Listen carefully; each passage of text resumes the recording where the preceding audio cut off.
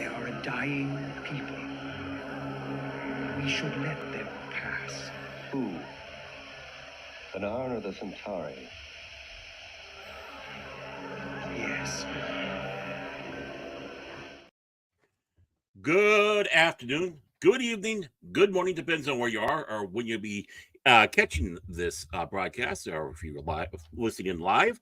Welcome to Fandom Legacy, my new channel. This is actually the first official show that we have going on with this.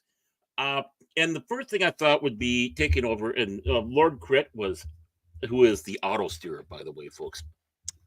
The man who started this, and kind enough to let me continue on. So lot of thanks to Mr. Lord Krit down there on doing the Babylon 5 stream. We're going to be doing second half of the first season. With me are my friends and Phil. So we have Mike from Pacific 414, Cash Monet 007 from the Phantom Hooligans. Yep. Lord Krit from Everest Productions, and of course, coming then, of course, last but not least, Phil McCracken from Released McCracken. He also thinks he is the legend of streaming. King and legend. And he is, of course, and of course, he is the king of all trolls. Thank you for joining me, my friends, and Phil. Well, thank you for having us, Baron. Yes. Oh, It's an honor to be here. Yes. I agree. And where's my paycheck? Oh, yeah, it's in the mail. It's in the mail. it's on its way. I put the penny in the envelope, and it's on your way. So it cost me more to ship it to you. It better be a shiny new penny. It's a 1943 penny. Will that be good? Well, we're going to take up on Babylon 5 here, of course, the second half of the first season. And we got all the way up to episode that was entitled By Any Means Necessary. This was, of course, released in 1994. The writer of this was actually J. Michael Straczynski's own wife at the time, Catherine Drennan. And it deals with having an accident on board Babylon 5 and the Dockers Union getting upset about it because safety protocols had killed one of the workers and they're being overworked, and they spark what they call an illegal strike on board the station. Also, at the same time, we have another butting of heads between Londo and Jakar over a plant.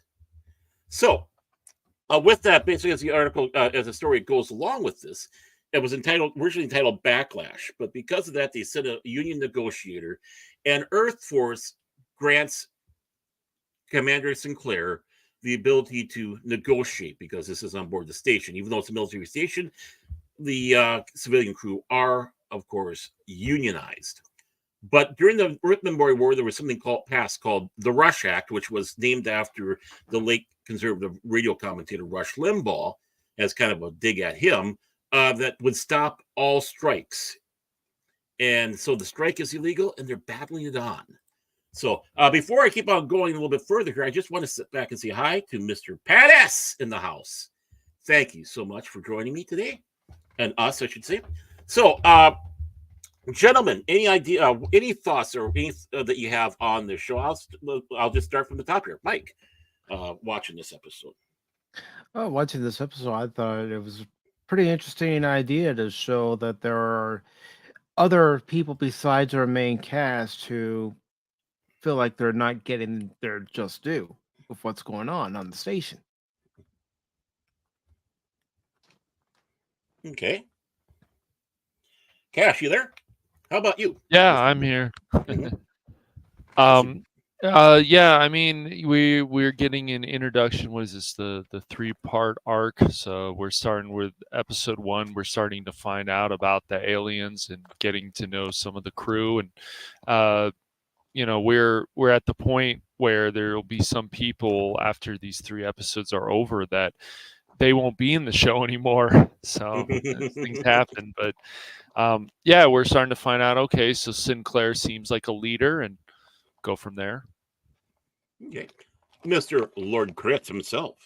I really enjoyed this episode. It reminded me a lot of I think the strikes are very relevant even today. Mm-hmm. I also found the subplot with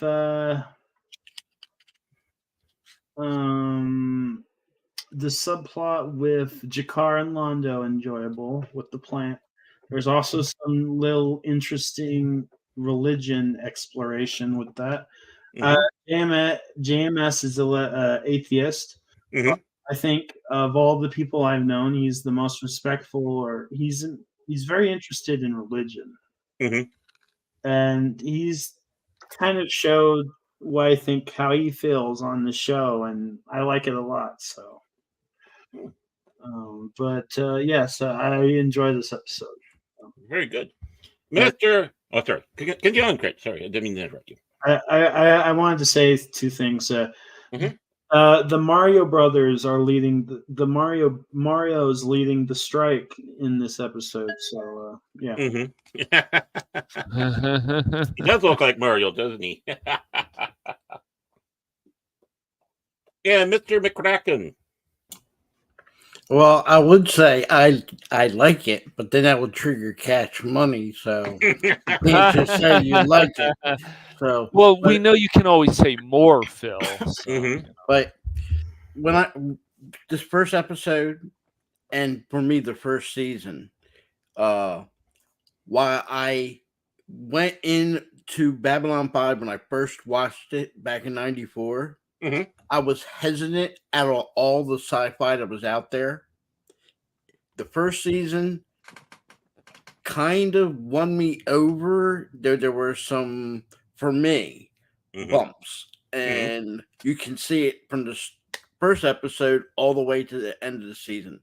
And for me, one of the biggest things to notice is that when it came to CGI or the graphics, Babylon 5 did not have it. Why? I do not know. If you figured they were trying to push this on, I forget the station that was carrying it. I know it wasn't Fox. I don't think Fox was out right yet. But the station that was pushing it didn't seem to allocate enough money for these people to have good graphics. And all during season 1, I can remember dreading the graphics of the Babylon 5 show. The acting, besides, I don't, it's Sinclair doesn't win me over. I'm sorry. He's okay, but he seems to be there. The guy that wins me over and starts getting me to like Babylon 5, especially from the beginning, is who I call the cheap knockoff of Bruce Willis. So, him and the Doctor, I think, start the real push out of the starting from this episode and going all the way to the end of season 1, really start getting me interested. And of course, the guy who plays Jika. I love Jika. I think he's awesome. Though how can I say this? Especially starting in the episode 1, I don't think they did give him enough. I think they should have gave him more, because you can see just in this episode, even from the get-go, his acting ability really shines. Really shines. So overall, I love the first episode. I do love season 1, but for me, starting with this and going all the way through the end of season 1, I can remember to this day, and even when I rewatched it with Krit and Cash, I said, "Oh my God, the CGI was worse than I thought and remembered." But I did tell Cash, because he didn't see it before, I said, "Trust me, once you get to season 2, the CGI picks up." And it actually, for me, once it gets into the later seasons, I think is one of the best, even beats out what we had in Star Trek that was on at the time. So it's important to know that, because when you're watching the season and you're going to start watching it, you're looking at that CGI. Even for 1994 standards, that was bad. That was bad. Yeah, but it is watchable. It is watchable. It was bad, but you got to consider the television budget that they had, so they only had so much they could allocate to doing those effects. I think I wish I could remember which station it was under, but I think they were waiting to see how this will come out. If it becomes, it doesn't necessarily have to be a major hit, but if it was good, then I think, which they eventually did, they give them more money. But you can see that, at the get-go, I mean, I watched a lot of sci-fi shows, even from start to finish. Most of the time, the CGI is the one place you see where most of the money is spent and it's rewarded. Babylon 5 season 1, like I said, I don't hate it. But for me, what makes me cringe every time is to see the CGI. And it started with this first episode. I'll also look at it this way too, Phil, is that, Warner Brothers was trying to launch this new alternative network from ABC, CBS, and NBC. And they had Babylon 5 as one of the shows to launch this network. Well, I think if you remember, it might have been a couple years after. Fox had what they call, what was it called? Battle Beyond, or whatever it was called. Space Above and Beyond. Yeah. But even if you watch from episode 1 straight through, their CGI was there. See, and for me, being, like I said, I can remember at the time, I'll give it a chance.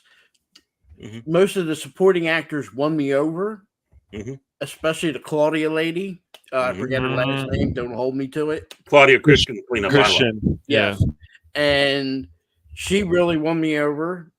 But for me, the only negative throughout this whole entire season 1 is the CGI. And if you can ask Krit and Cash, I was telling Cash every time we were watching the episode, trust me, Cash, the CGI gets better. It's kind of tarry looking here, but it does get better. I've seen worse though. Yeah, so. there was worse out there. But this, I think, was the first show to really go and use CGI regularly for the science, for the special effects. And Foundation Imaging, I think, did the first 2 or 3 seasons. Then they went off to do Star Trek Voyager And DS9. And DS9. And Douglas Netter, who was the producer, started his own company for doing the digital, and that's who took over for the rest of the series and into Crusade. So that's where you'd see all that differences. But yeah, sometimes at that budget, they didn't have that budget. Remember, they were filming this in a hot tub factory, a former, so so it wasn't exactly a top of the line Hollywood situations they were working in. They had to make the sets so they fit where all the beams came down to support the building, move things around, and of course the special effects. I look at it like Doctor Who, the classic Doctor Who. Special effects weren't that good, but you weren't necessarily there for that. You're there for the story and the people in it. No, I mean, they had a good enough budget. We were talking about the original Doctor Who. Yeah, if you want to compare that to season 1 of Babylon 5 or even the first episode, they had a decent enough budget, but it still worked. Yeah. Now, and for the money, they did hit it off, getting the actor who I call cheap version of Bruce Willis. You can say what you want. He is Bruce Willis, all but in name. But he does pull it off as a Bruce Willis style actor in space. Even his mannerisms remind me, you know what? I can see Bruce Willis playing this part. So, but his personality is still a little bit different, though. A little bit. I mean, you can't be a total clone.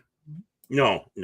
And actually, that's who JMS had in mind to do the part was Bruce Willis.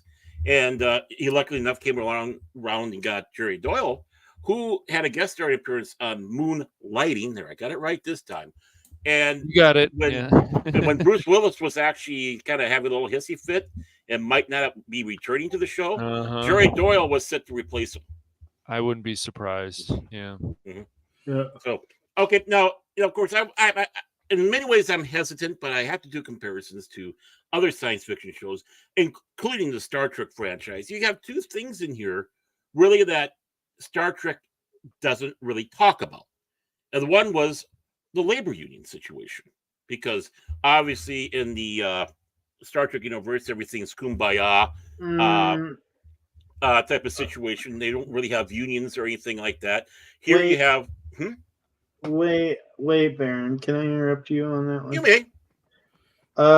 They do have an episode dedicated to that, just like this one. In fact, I didn't know if this one came first or. It's the one where Quark's brother goes on strike in DS9. Right. That's in one of the better seasons. That they do something like that. That came after. That came after this, but leading up to that, you really didn't have anything like that.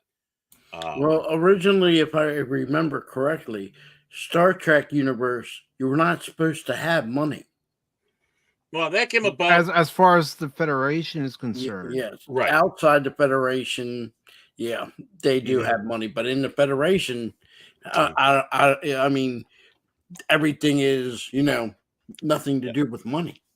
Well, when you work, you're just working for the sake of working. You're not working for the sake of making advancement or profit or anything like that. And we all know how that works, but works great for the Ferengi. Yeah. Well, the thing with the Federation and Star Trek about that, you didn't have that until Star Trek 4 when they had that throwaway line about you don't have any money in the 21st century, and Kirk shrugs his shoulder. And the original series, they were making mention about monetary systems within the Federation itself, that Spock's training costs so many credits. With Starfleet, so don't go jumping in front of flowers that shoot darts. But when it came around to DS9, obviously they had to do it outside of the Federation for their talking about having a strike in a union. Compared to where Babylon 5, this is the Earth Alliance. This is what we would consider the Federation, if you want to have that that analogy. I give it to Babylon 5, but to me, that's a more realistic future. I could never see a future without money. I mean, even you want to say barbaric or pre-civilization humans, we traded clamshells.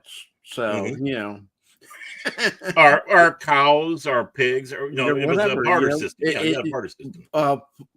The business aspect, the financial part, no matter what, is always going to be there.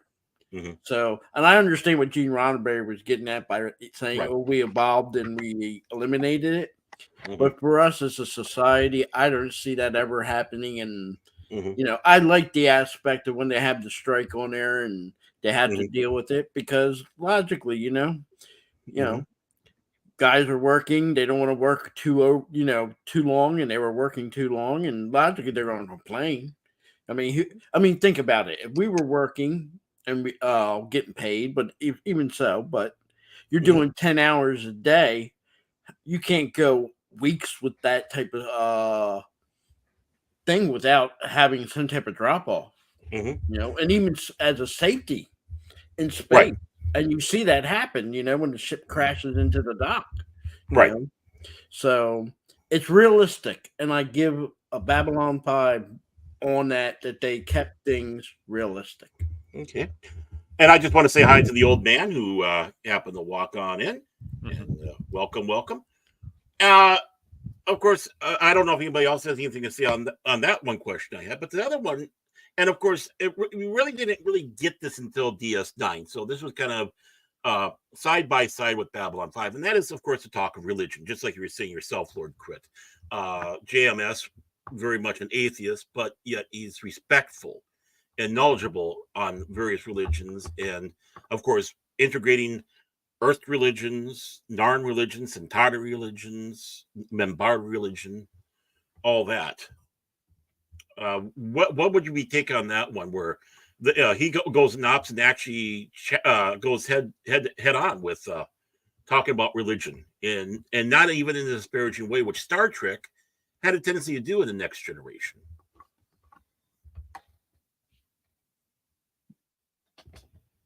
Oh wow!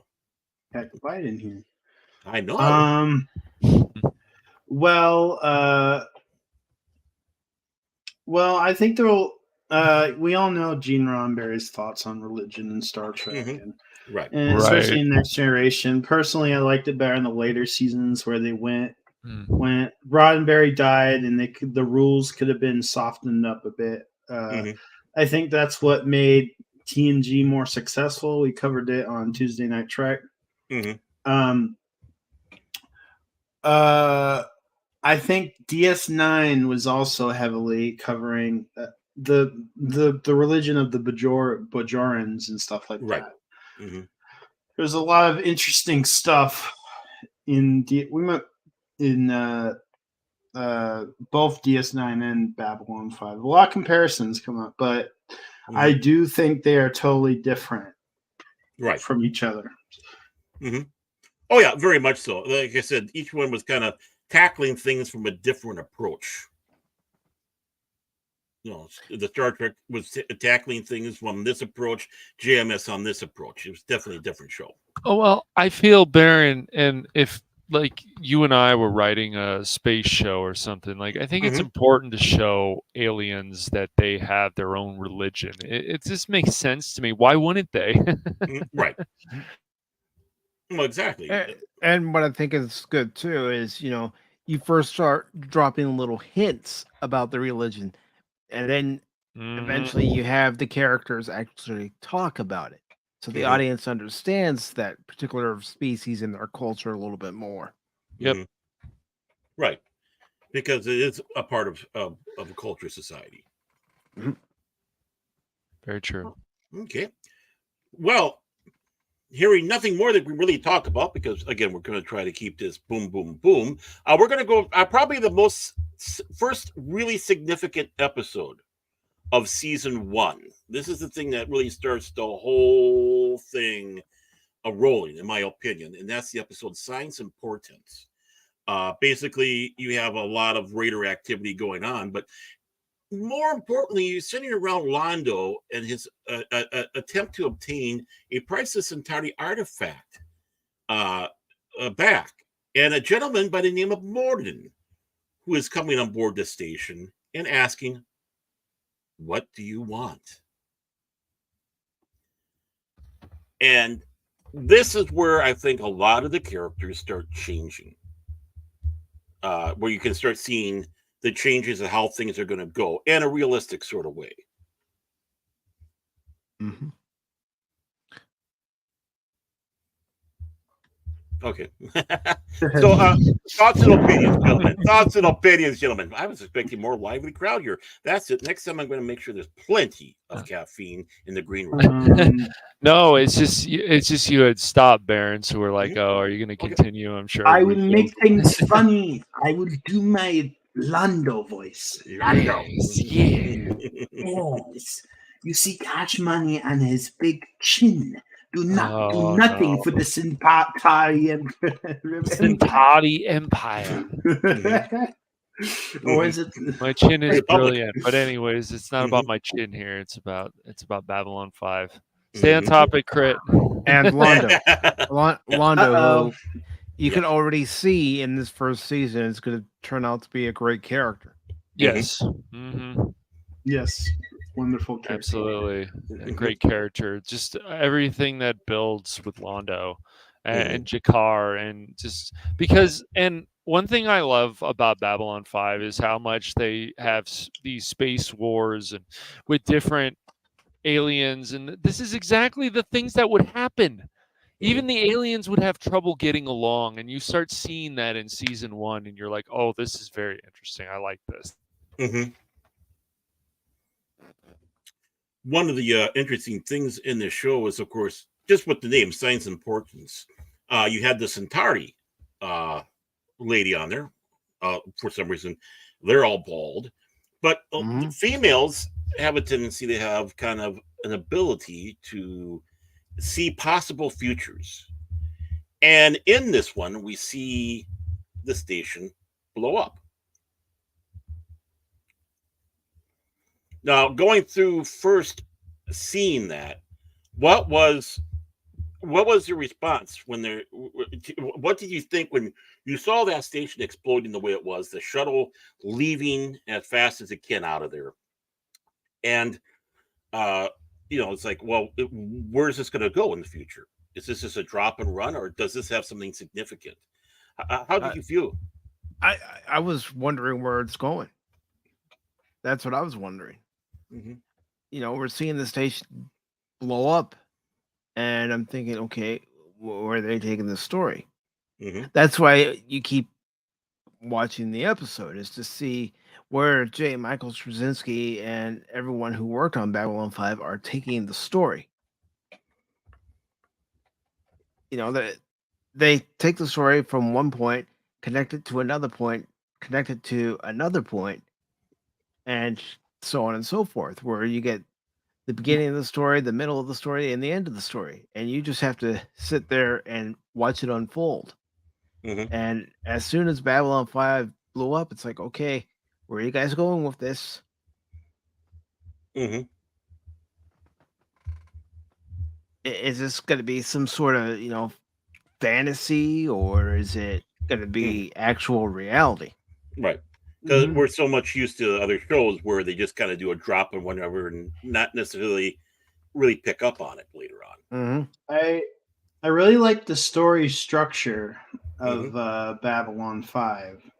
Right. From the season 1 to season 4, which to me is the true story of Babylon 5, but we'll get in there too. But this is all introductions and kind of like the beginning of a movie, a long movie, kind of. Right. Or a book, Yeah, which is what this is being made for, is being a book on that. Now, of course, Morden, as he's walking along, he's asking the various people, "What do you want?" What do you think about some of those answers that as he's going along, especially when he comes to Jakar? Because Jakar, you figure that Jakar would be the one that he'd grab onto, because Jakar has that sense, we want to go. Jakar has no true ambitions. He there would really be nothing for Jakar after if he did like conquer the Centauri. That's pretty much all. It's the bane of their existence. It wouldn't suffice the shadows. Whereas the thing with Londo, what Londo wants is, power, is something that can never really be obtained. So something the shadows can truly, poke at him with the stick, like, do this, Dougie. Like, you want this so bad, and Londo will keep doing it because Londo thinks he's entitled to it, and he'll try his best to get what he wants. Yeah. He doesn't exactly know who the shadows are, and the thing is, Morden, he'll just smile in your face as, "Oh, I'm here to help you," but no, it's he's got you're an just being ulterior used. motive. That's right. He's the devil in a way. He's just the devil in disguise. He's basically just another part of the devil. You got to be careful about trusting people like that. He'll smile and he say, "Oh, but because if you don't do what Mr. Morden says after the deal, then there's other consequences." So in some ways, he's like the mob too. Yeah. Yep. Exactly. So when you had Morden, though, and he was talking to these disembodied voices, and then, of course, tied into this, of course, was the Raiders themselves, because they got their hands on various the Eye, and of course they were betrayed by the one Centauri, Lord Kiro. When the shadow vessel first appeared, what were you thinking? What was that? What was the response as that came in and destroyed that ship? My thought was, uh-oh.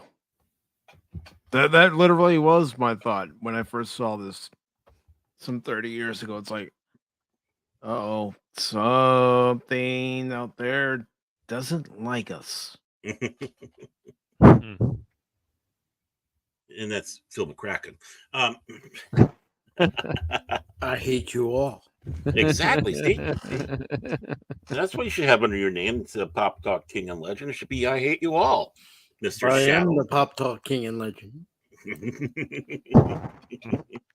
I promised Baron I would behave. I know. Me too. And of course, what's interesting too is when Kosh meets up with Morden, he tells him they are not for you, referring to the humans. So it sounds like he's drawing a line in the sand there with Morden and whoever he's dealing with. Yep. Yeah, and what's interesting also about Kosh is this Kosh, you're like, after you see the other Kosh, which we're not there yet, obviously, but you're just like, he cares, but he's also hiding something. And then you find out that the Vorlons, they have their own problems, like any alien race. So, but you seem like, Kosh, seen this Kosh, because everyone is Kosh, as they would say. But before I get to that, they do. You're just not sure about his intentions, but you're like, oh, maybe this Vorlon is actually good. Of course, then we find out there's other problems later on. Yeah, exactly. We don't want to get too far ahead of ourselves. Anything more about this story? Anything more about this story? Which like I said, this is the one that really starts turning things around, in my opinion.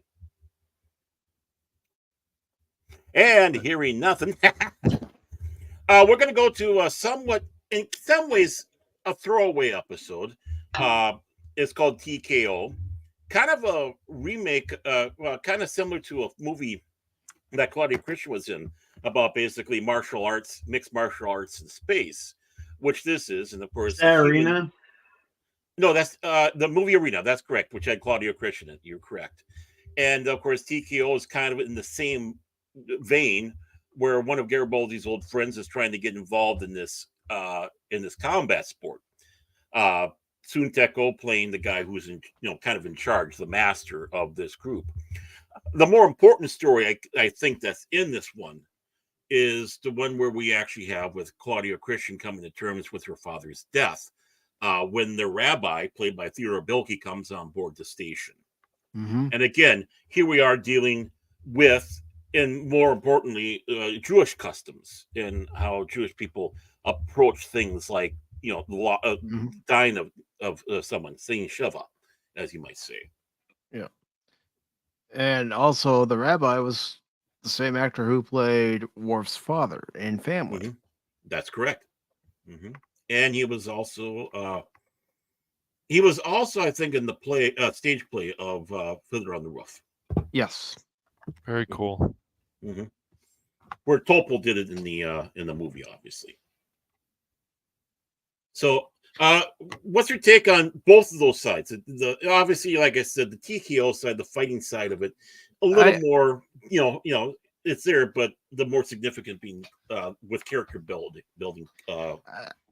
I thought the boxing side of the story was all right. It let you know a little bit more about Garibaldi, but just seeing the emotion that Ivanova was going through, the fact that she hadn't done anything for her father since he passed away, and how it was eating at her. Right. Even though she didn't want to admit it at first, it was still eating at her. That, my father's passed and I didn't go back to Earth for the services. I'm here on Babylon 5. And what I think is great is she comes to find out that her family may be on Earth, but she's got family on the station who will help her pay her respects. That's what I thought was great. I mean, Claudia Christian's acting was great in this episode. Okay, it was made known earlier that she had a strained relationship with her father, especially after the suicide of her mother, and her, of course, talking about her brother who died about a year after she died in the Earth Minbari War. So now she's kind of the last. Yep. That's another thing I appreciated about this episode was the fact that she was dealing with loss on her family and being the last member of her immediate family left. It just goes to show that, J. Michael Straczynski is willing to take Babylon 5 in a direction that Star Trek wouldn't go. For other reasons. Right. Yep. Well, I mean, you could say that this is truly the human condition, the human adventure. It's more than just going out in space and all that. It's just what we have to fight amongst, with ourselves, being human beings. Yep. And even though you have this Babylon 5, this amazing technology that the humans built and that the Minbari helped, people always want to tear things down, just like in real life. It's just a lot of human nature, unfortunately.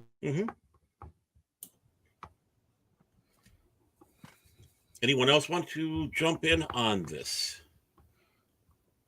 And just a couple little things I want to put on there. The actor who played Garibaldi's friend, Walker, unfortunately, his name was Greg McKinney, and sadly, he passed away on April 12th, 1998, which happened to be Sugar Ray Robinson, who I think they were kind of basing this character off of, died on April 12th of 1989. There's one of those strange little...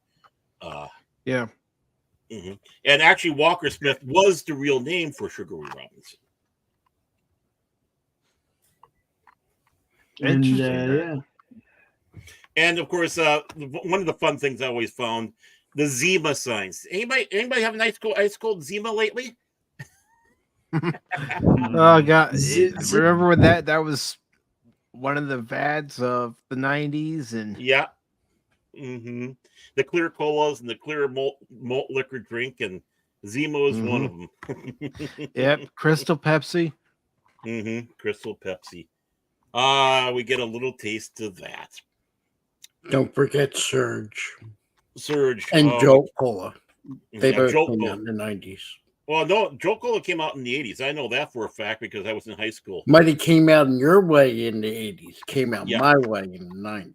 Well, that's because we're better than you. Don't ever forget You it. can think that. Oh, I know that. Just remember, there's a reason why they say first.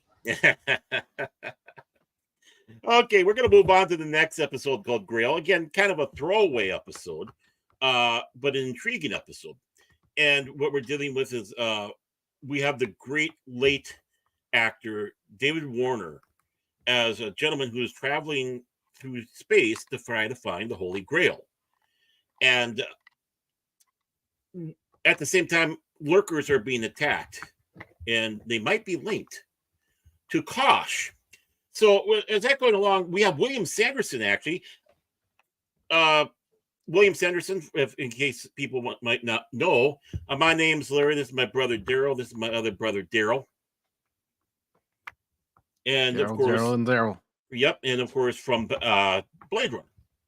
Mm-hmm. So he was in there. He's playing a bad guy by the name of Deuce. Then you have a gentleman by the name of Jinxo, who gets his name because Jinxo supposedly worked on Babylon, the first station, and it blew up. Babylon 2, which blew up. Babylon, well, there was sabotage, to be correct. Babylon 3 blew up before it was finished. Babylon 4, of course, disappeared. So they consider him a jinx. And he figures he's not going to leave the station because if he does, something will happen to Babylon 5. So, gentlemen, what's your thoughts on this episode as it goes? Because you were dealing with, of course, folklore, mythology, hunting the Grail. While that's going at it, you have the situation where it looks like Kosh might be causing some problems down down below, and might not be what he is. It says he is. You have a guy running around with two brothers by the name of Larry or Daryl. I mean, so thoughts. I mean, there are parts of this episode I really enjoyed, especially the parts with David Warner. Mm-hmm. And then there were parts that honestly put me asleep.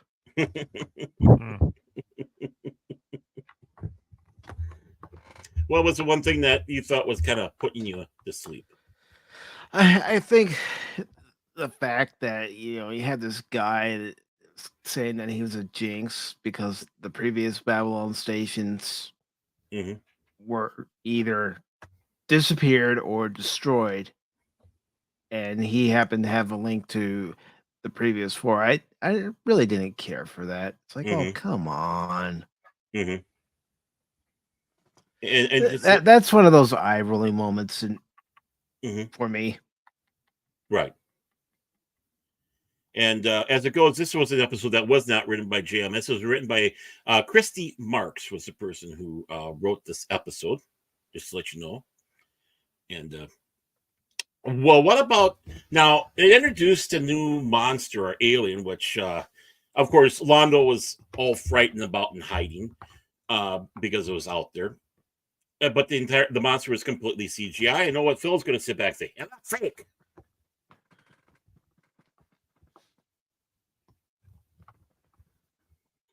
So what okay, I'm trying to give something. I'm trying to give him a chance to speak. Yeah, I know, I am, because he's not taking the bait, folks. But here you have something that's coming out of an encounter suit that looks like Kosh and sucking people's brains out. Basically, it feels that way. Yeah, you're gonna get your brains. Brains.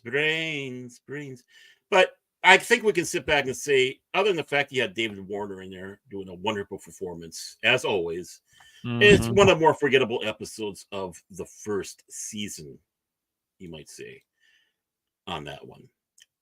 But going on one that has a little more meat into it is the next episode we call Eyes. And Sinclair is under an investigation from Internal Affairs.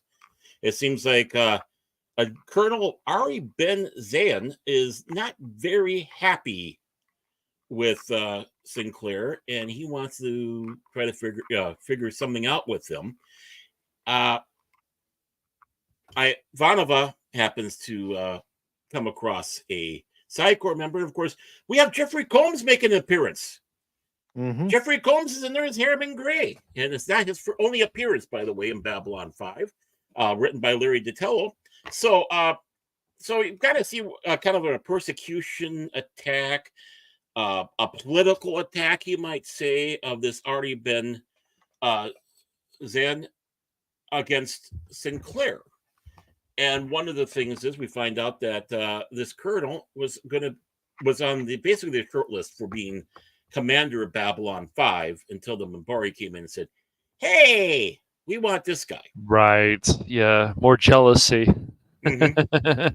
And we don't know anything about that in politics, too. Yeah. Oh no. Not at all. Not at all.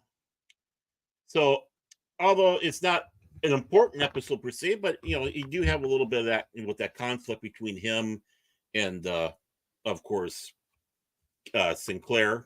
You have Harriman Gray, who is a member of the Psychor, and Ivanova kind of going a little back and forth with each other. Well, what happens to Ivanova, and then we find out, of course, she's got some telekinetic powers. Because of her mom, that she can start. She's got some telepath powers, we'll say. Yeah, you can see that there can definitely be some hate there, and why she starts hating the Psychor. Yeah. Well, plus the fact that basically they're dumping with all those drugs that her mother decided to commit suicide. Right. A lot of bad feelings there, for good reason, for sure. Mm-hmm. How did you feel about the colonel, though, as he's going after good old Commander Sinclair? He's just jealous. It's just like anybody who has a higher position. Like, why do you deserve this? Didn't the Minbari take you? It's not fair. How dare you? Basically, I should have had this position, not exactly. you. That's right. Mm-hmm. Right. Now, who are you to take this? What do you really have?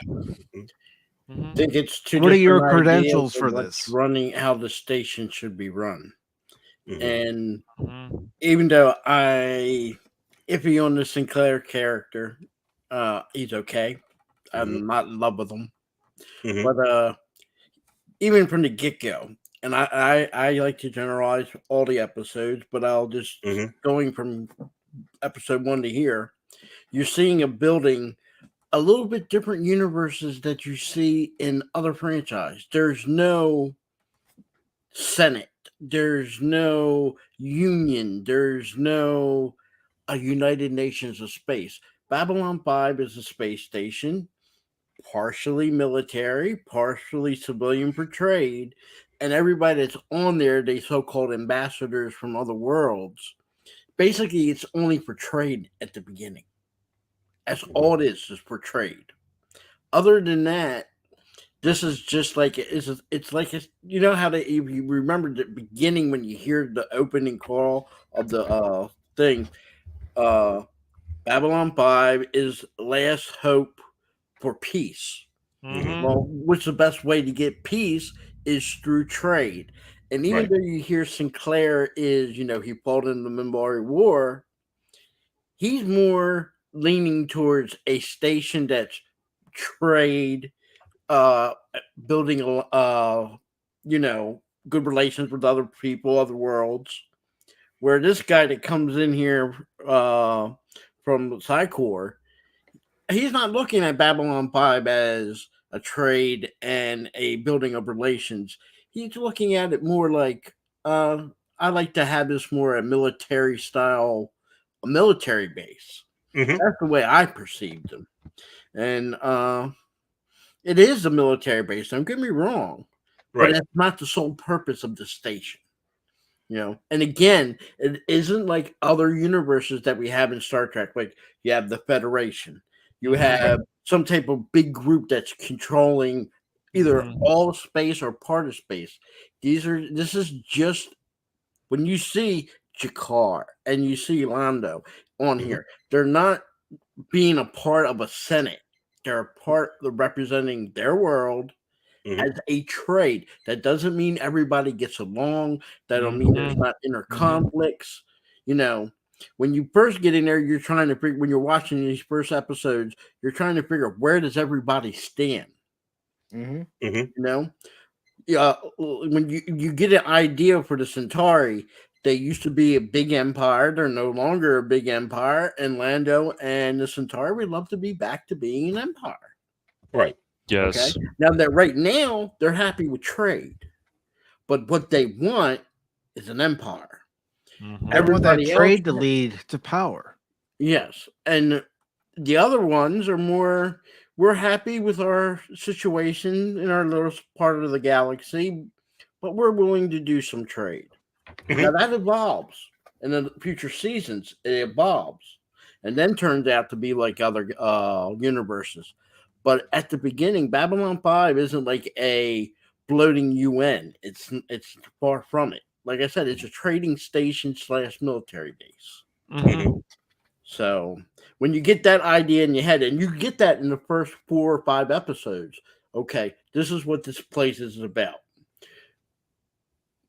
What I find creepy is finding out, especially with the start of how they use telepaths, and they give them their own department from the rest of the humans. I mean, they're part of the human government, but they're kind of like KGB, you know. Right. We kind of have our own thing going, and which is kind of creepy because if you think about a humanoid ability to use telepath, yeah, that's dangerous. That's dangerous. And you find out it's not only dangerous to people who aren't telepaths, but it's dangerous to telepaths themselves. Being the first one you find out they were damaged by it is Ivanka and her mom. You know, right? Yes. I don't know if her brother was a telepath or her dad. Yeah, no, they weren't. No, I don't think so. Yeah. But the one thing I did like going again into season 1 of Babylon 5, especially the first, say, 7, 8 episodes of the building process, I like it that it was different. Like I said, Star Wars, you had an empire, you have a Senate. Star Trek, you have a federation. Even though you have other things in the galaxy, Klingon Empire, Romulan Empire, you got all that. But in here, it's down to the gritty. All right, I'll break it down to nations. How the nations or worlds would work. Trade. He who controls the trade controls the universe or control the world. Right. You know? Think about it. How much our trade after the bug or whatever you want to call it, you've seen what happened to our trade. Things got harder to get a hold of. You know, that's the key. And I think the one person out of all, and you can see it in the first 7 episodes, that understands trade. He understands Babylon 5. Not for just the trade, but understand trade leads to power, is Lando. He right now the Centauri don't like anything that interferes with trade. They don't.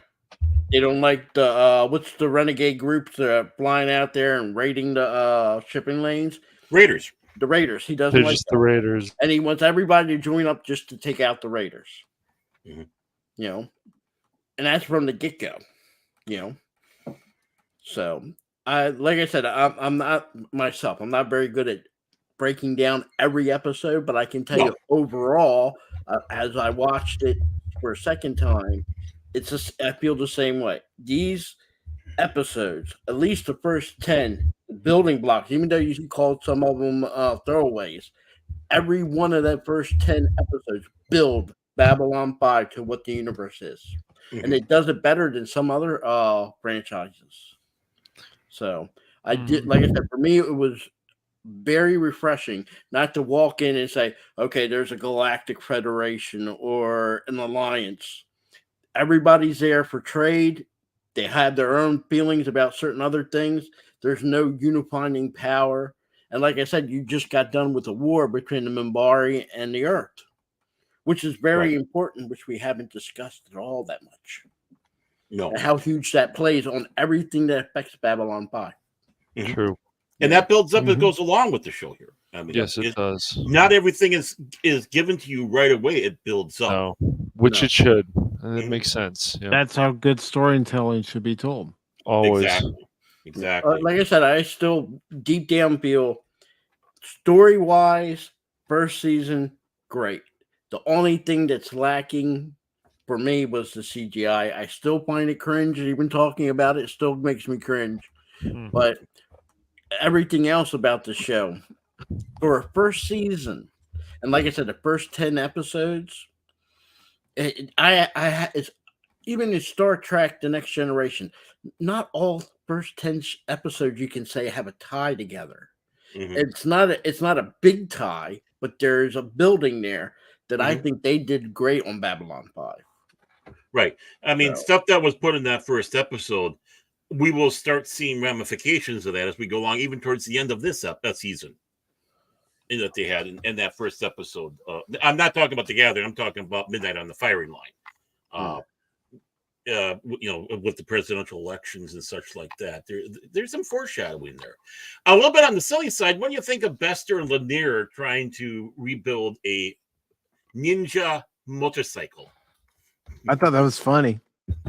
Was it Bester? No, you mean it was it was Garibaldi. It was Garibaldi. Yeah, sorry. It was Garibaldi. Yeah, Garibaldi and Lanier as they're just going back to stuff that he loved on Earth. Yeah, I like that, and I just And they drive a bike across the station. I like that too. Yeah, that was cool. Those little details, Baron, little details. I always appreciate that kind of stuff. How, and how Lanier switched out the internal combustion engine for an electric engine. Yes, was it like a hydrogen engine? I thought something like that. Yeah, but how Garibaldi it was cool because it was all done for him. It's like no, he's like no, this is a project that we're supposed to do together. What are you doing? Yeah. Just funny, nice lightheartedness or lighthearted. Yes. And again, more character building, him and Lanier and going back and forth on that one. You watch this season 1 and you go, what the hell has happened to like space shows? If we had more stuff like this, I think people would embrace it. Even maybe some of the newer generation, they would embrace this and look at the little details. Right. I mean, if people want details, this is the show. Yes. Okay. Anything else on this episode? Going once, twice, hearing none. We're going to go to the next episode, Legacies. This one, by the way, folks, is written by DC Fontana herself, rest her soul. It deals with two really sticky situations. One, a young girl who's entering puberty exhibits telepathic abilities, and two members of the crew are fighting over her. And then the corpse of a Minbari military leader who was at the battle line comes to Babylon 5 on basically a burial tour.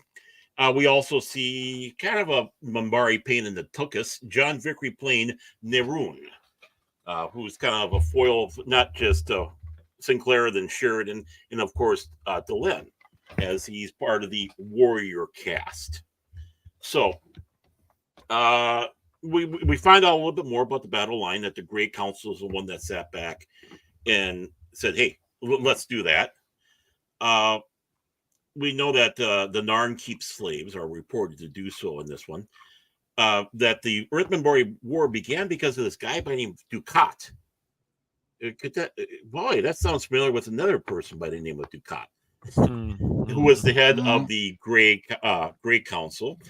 And of course, then we have the situation where what happens when a young girl on the station hits puberty and her telepathic abilities show, and basically the thing is either she goes to the psych or she gets to go on the drugs. So, gentlemen, thoughts on this episode?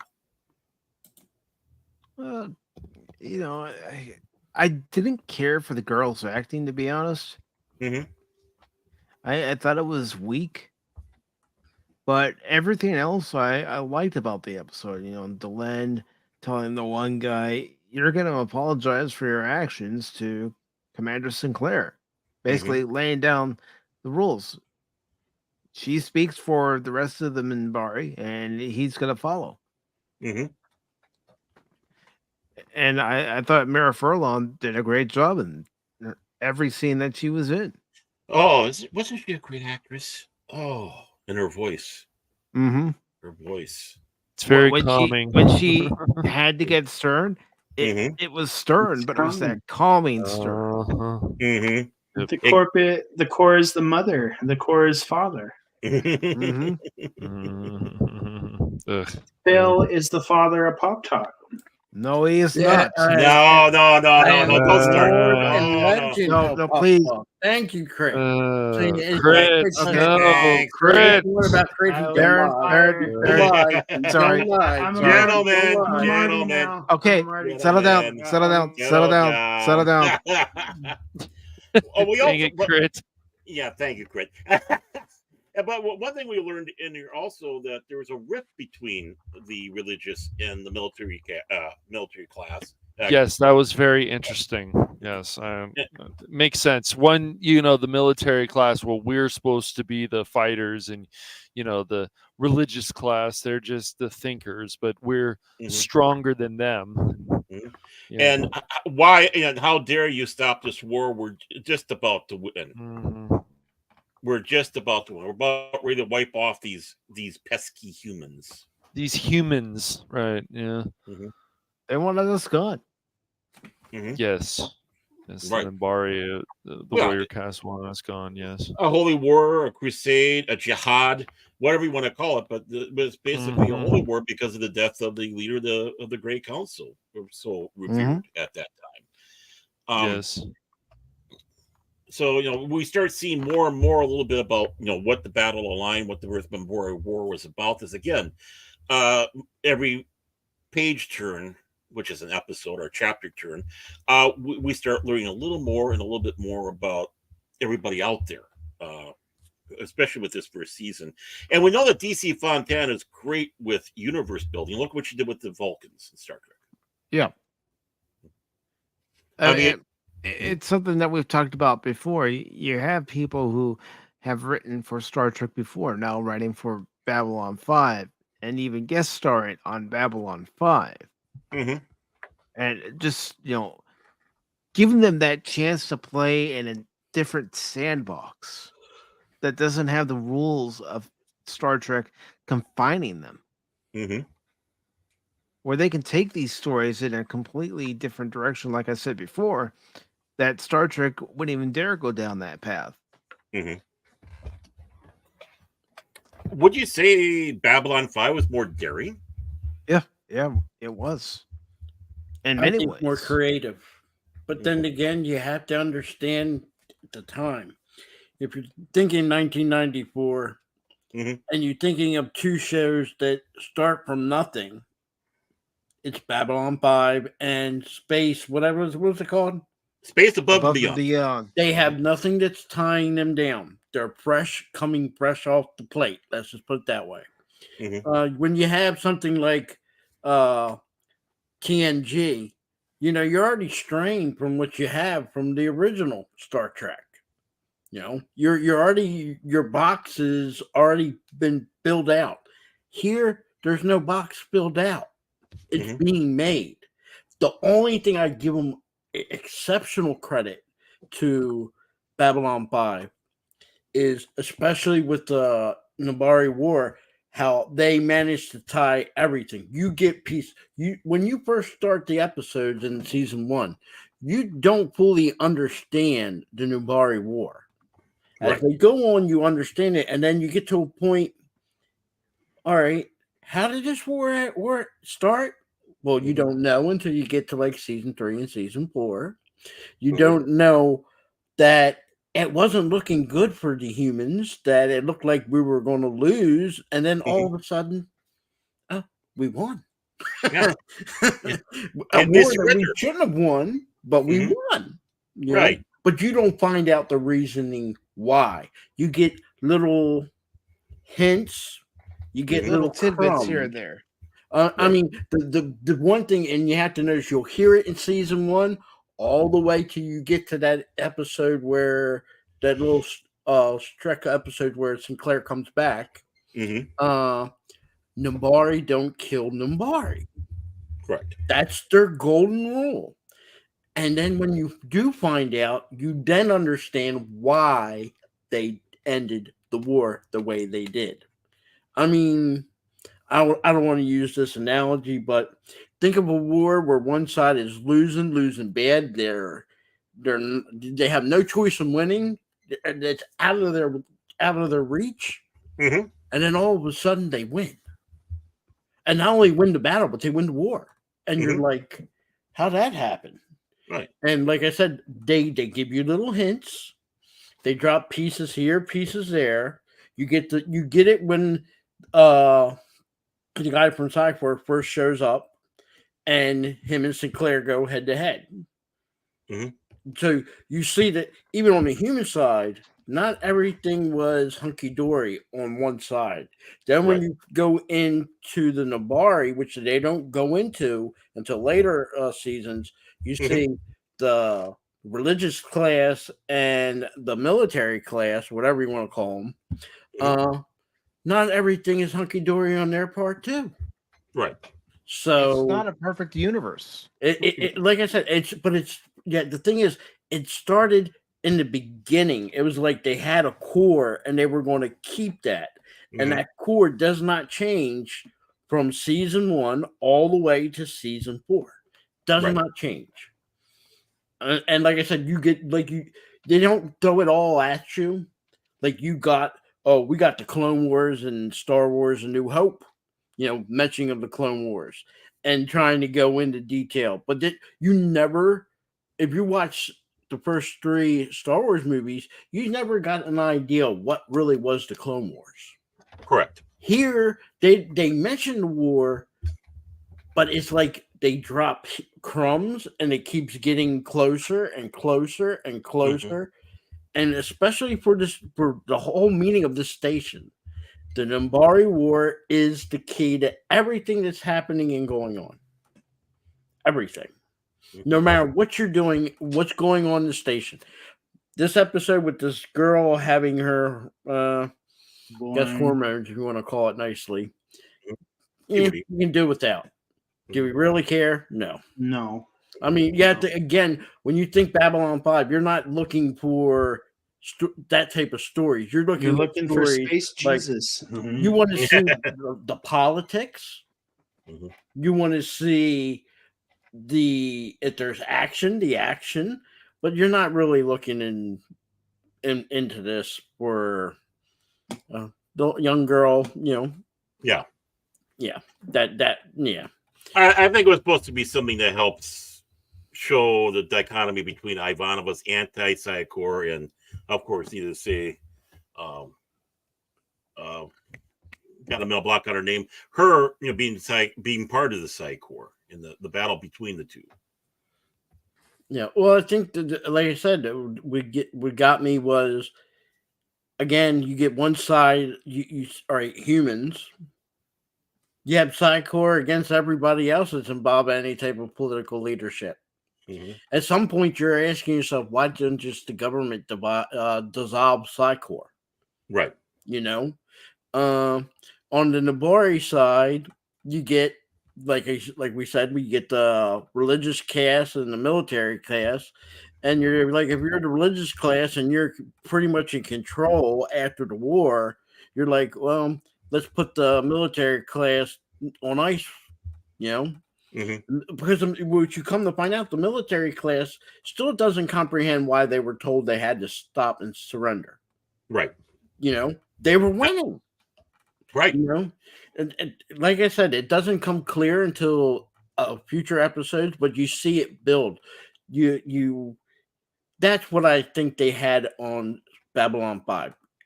They had freshness, new ideas, a core which everything comes together. No matter what they're going through or what's going on in that station, the core is, again, the Nabari War, trade and involvement between all the different races. But then again, there's the other part of the hand is the dealing between Garibaldi, Ivana, the Doctor, and Sinclair. Mhm. That them four you start to want to know more about and what they're involved about. Unfortunately, we know what happened to Sinclair. He, disappears, but Well, yeah. Mhm. But Delane, I can't say her name. Dylan? Dylan, she's the first couple of episodes. She's a little strange, a little out there. Mm-hmm. But midway through the season, she gets better. I do like her character, but I think season 2 she really does better than what she does in season 1. Right. Like I said, it's more focused for me when I'm watching season 1, and this was my second time watching it. Mm-hmm. After watching it, I watched from the beginning to the end when it was on the air. Right. Me too. Seeing her character, and where it leads, it's wonderful. Great. I think that's one of the best building of a character on Sci-Fi for women. Not saying Ivana is a little less. No, they're both good, but I think for her, the upswing that you see is a lot better. Okay. She has a bigger upswing. Great. So, and I do want to take this time, of course, to welcome DJ Ronnie G and his Turtle Collective coming in here. Good to see you, DJ Ronnie G. And most importantly, all hail John Fez for hire. Rendell, my super wrench coming in. Good to see you, my friend. So just wanted to say hi to them while we had a chance. And I wonder if DJ Ronnie G has a white t-shirt on. I can't remember if we did or not. Okay, anything else you want to talk about with this episode of Legacy? And going once, twice, and we're going to move on to the two-parter episode. We'll discuss it both at the same time. A Voice in the Wilderness. And it seems there's several things that are getting involved in here. An old mentor comes to pay a visit to Delenn. We have, of course, something going on in the planet down below. So this is one of those episodes, again, that's going to be leading into more with as the series goes along. So Epsilon 3, something is down there. They think this planet is dead, but it just might not be. No, especially when characters like Londo start seeing visions of a man calling for help. Mm-hmm. And Sinclair and Ivanova actually go down to this planet and they discover that there is somebody alive down there. Mm-hmm. Something called the Great Machine. Yes. Yes. And this person operating the Great Machine, well, he's dying and he needs a replacement. Mm-hmm. Otherwise, the machine won't work properly. Yep. Also, if I remember right, Delenn's mentor is him not exactly in the best of shape either. Nope. No. It's not. But it happens to be Delenn's mentor who takes control of the machine.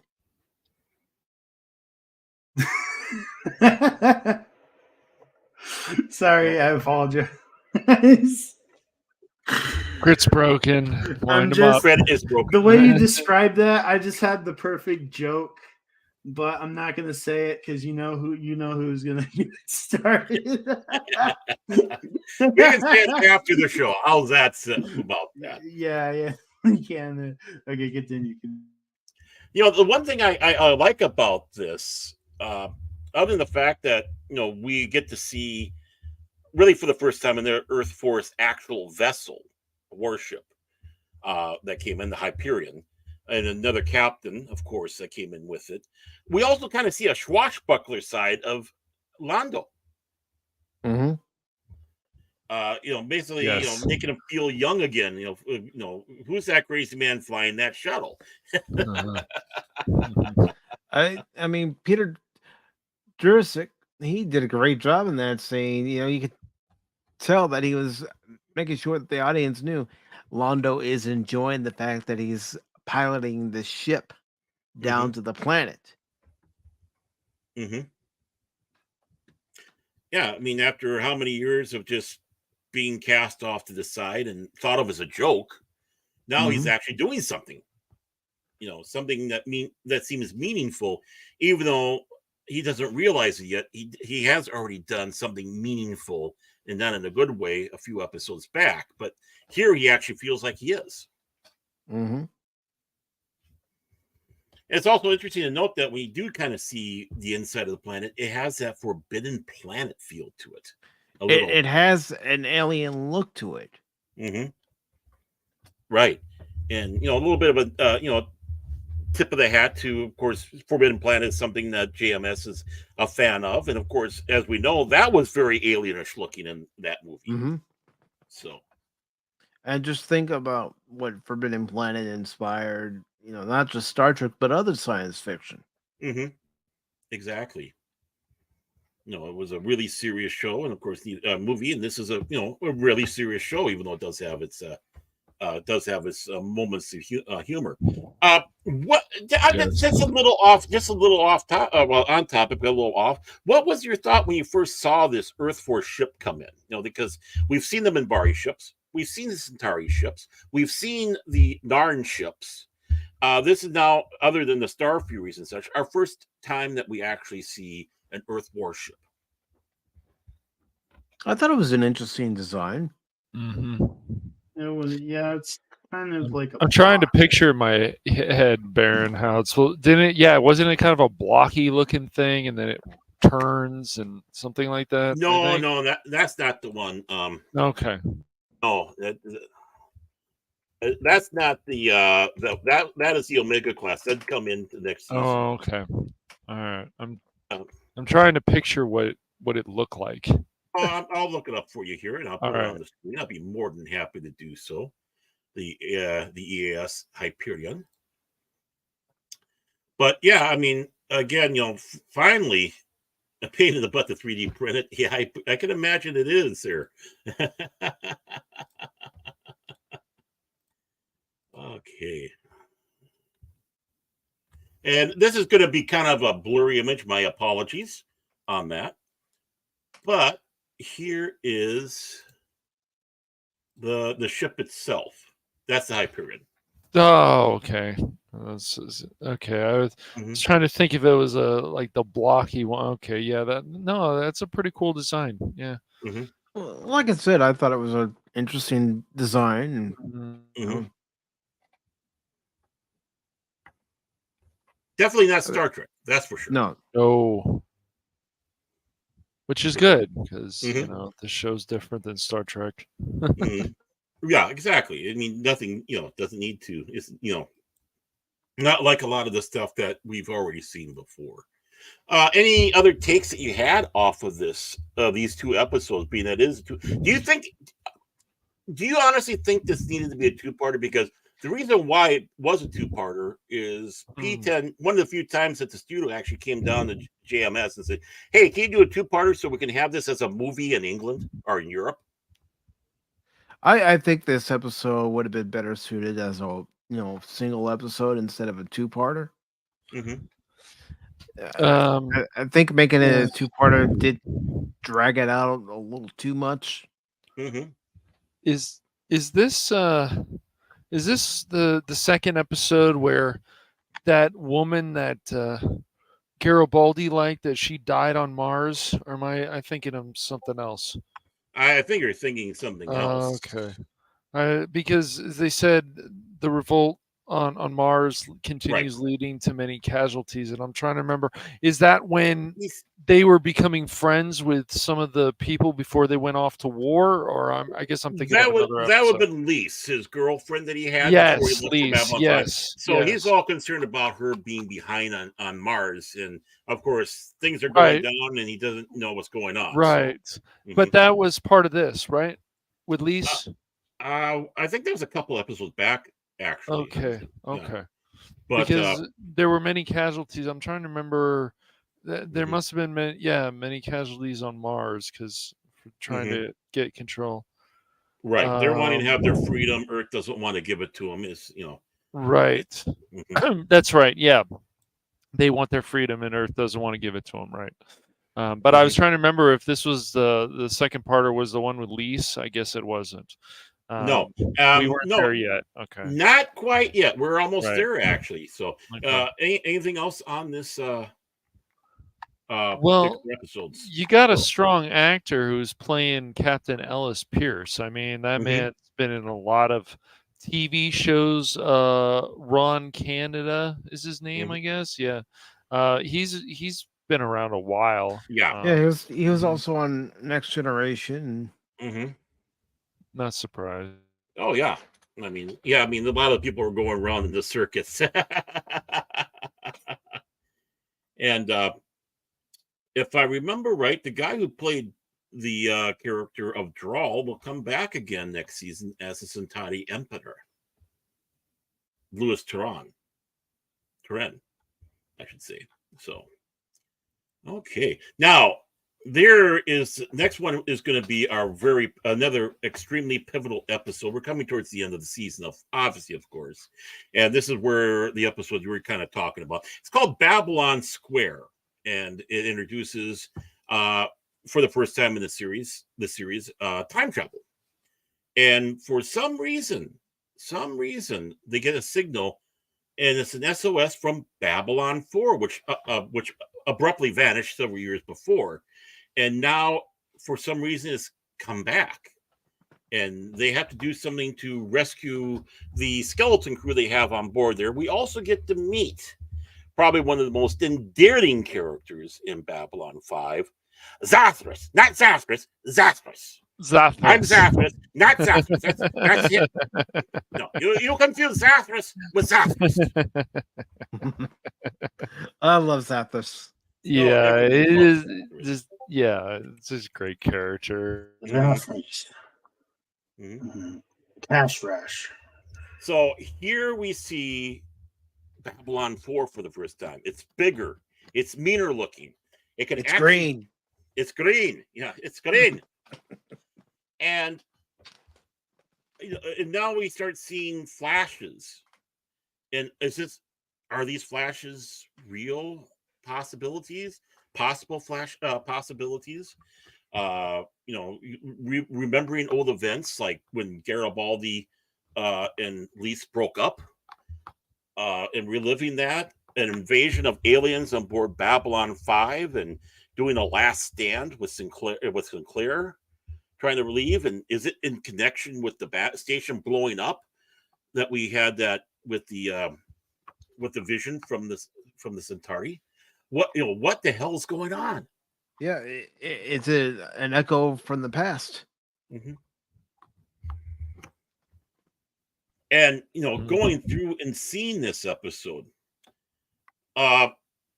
which way did you think the station was going to go to at the end of this episode, especially when you see the one astronaut that was stuck in time take his helmet off in a Sinclair with gray hair? I thought at first maybe Babylon 4 would have remained in the present day. Mm-hmm. But then you see what actually happens, and you see that it's a future Sinclair that's still on board that station. Right. Your mind is like, oh my. So is this saying where the character's going at some point in the show's future? Right. And also, when the Sinclair that we know and Garibaldi go on Babylon 4, they don't want to mention that they're from Babylon 5. Correct. Right, Yet- because yet then they're also because- concerned right. about the people that are still on board and trying to get those people off of Babylon 4. Mm-hmm. Yep, because when you're in the future like that, and since Babylon 4 was in the future, it's like you don't want to say certain things because you'll Mhm. change. Mm-hmm. Things will change, and probably not for the better. And take a quick break here for 1 second. Hey, Six, welcome to the show. I'm glad you love Babylon 5. I think I can safely say we all do on this panel. We do. Mm-hmm. Yes. So when you did see the helmet being taken off, and it's Sinclair, gray-haired and all, what did you think? And of course, he's talking to Lynn, but we don't see Delenn. I wasn't sure what was going on. Like I had said before, is this where they're going to take the character at Mhm. some point? Mhm. If we're seeing this at the end of the episode, are they already telling us we already know where this whole story is going? Mm-hmm.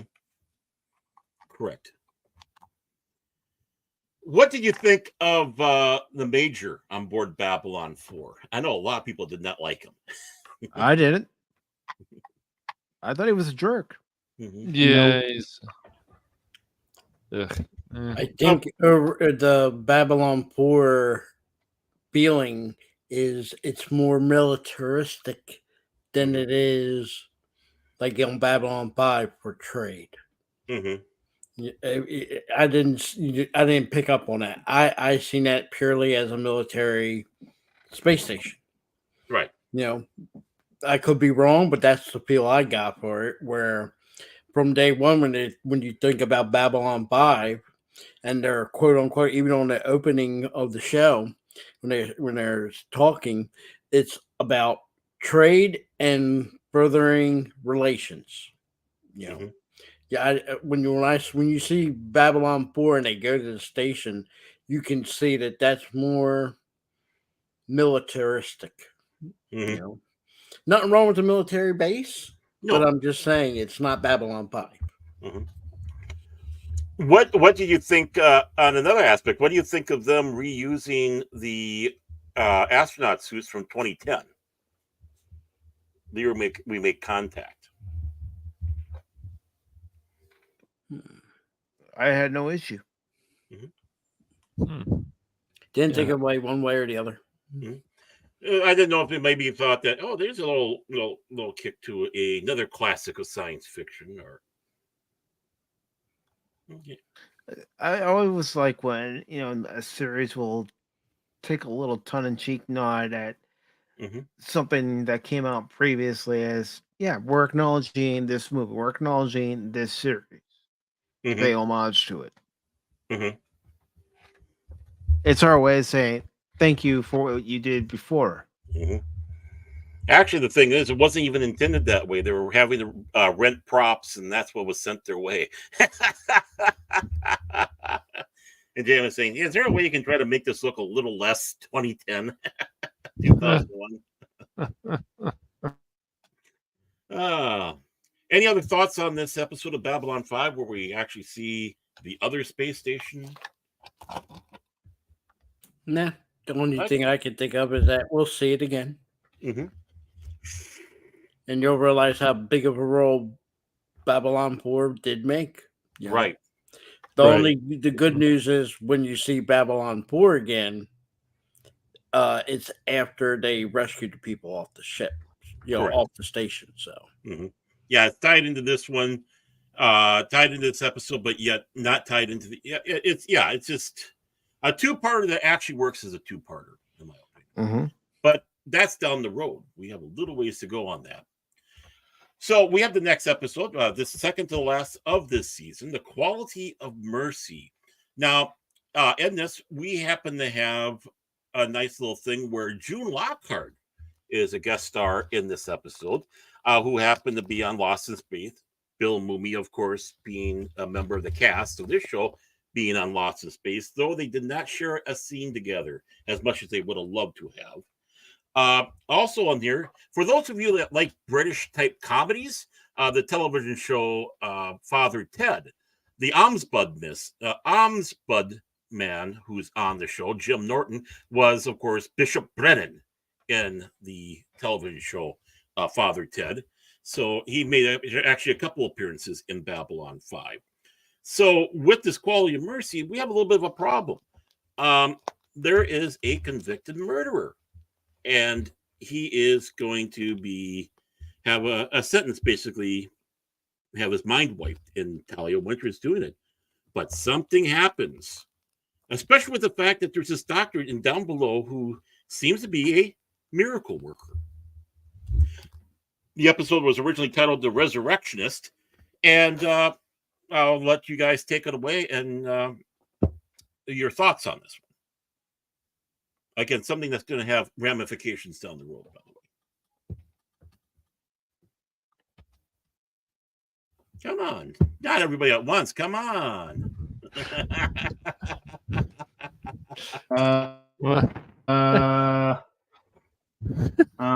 Zathras. Zathras, yes. No, Zathras. Not Zathras. Zathras. Get it right. I guess I'll go since. Yeah, go ahead, Chinkar. Jakar. Anyways, yes. No, this whole idea of taking someone's life source and then putting it into somebody else to try to save somebody is very interesting, but it's also dangerous, and if it's in the wrong hands, it could be detrimental. Right.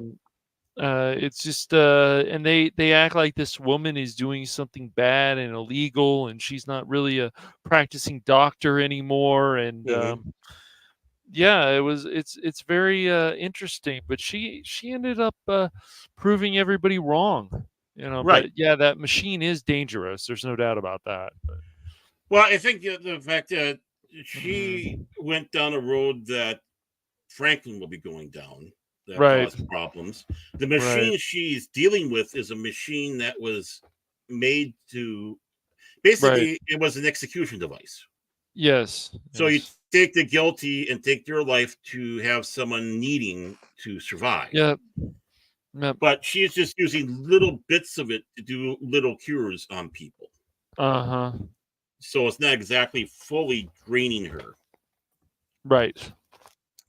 And she herself, if I'm right, is on her way out as itself. She's suffering from some sort of disease, and her daughter's there trying to take care of her.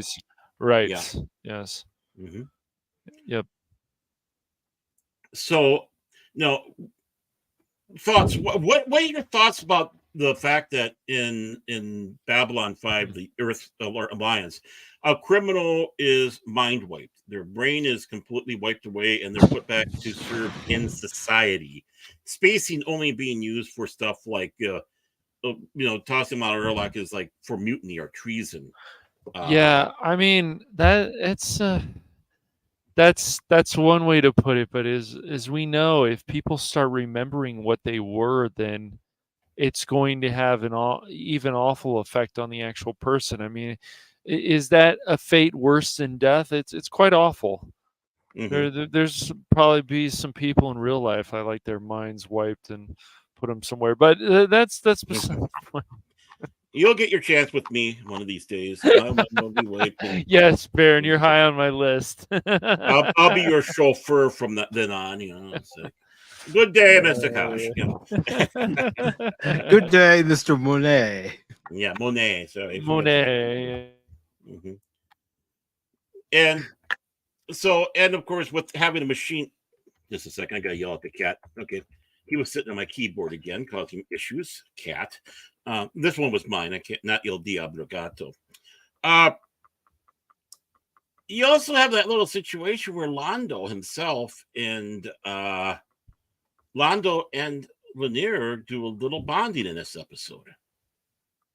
Yeah, that's right. Which I thought was, some great moments. Anytime you get Londo on screen, I think whatever scene he's in, he elevates that scene. He's devious, but he's also caring, and he can be ruthless, and he's a very interesting character because this is this is what people should do always when they write characters, building. Mhm. I- Right, yeah. Yes. In more ways than one, because what was your thought of Mhm. actually seeing a Centauri pecker, or at least one of them? Uh,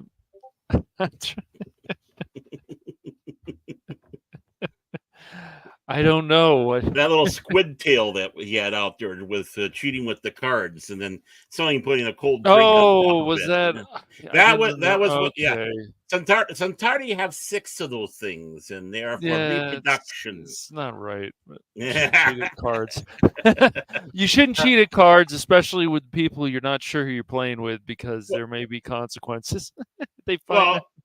Well, again, Yeah. and of course, don't use one of your peckers for it either. I mean, Mhm. that's Well, gross. well, That's it's weird. also amazing, man, that because even in space, you see it in Star Trek, you see it how important the card games from the West were, and how it translates so well into these other shows.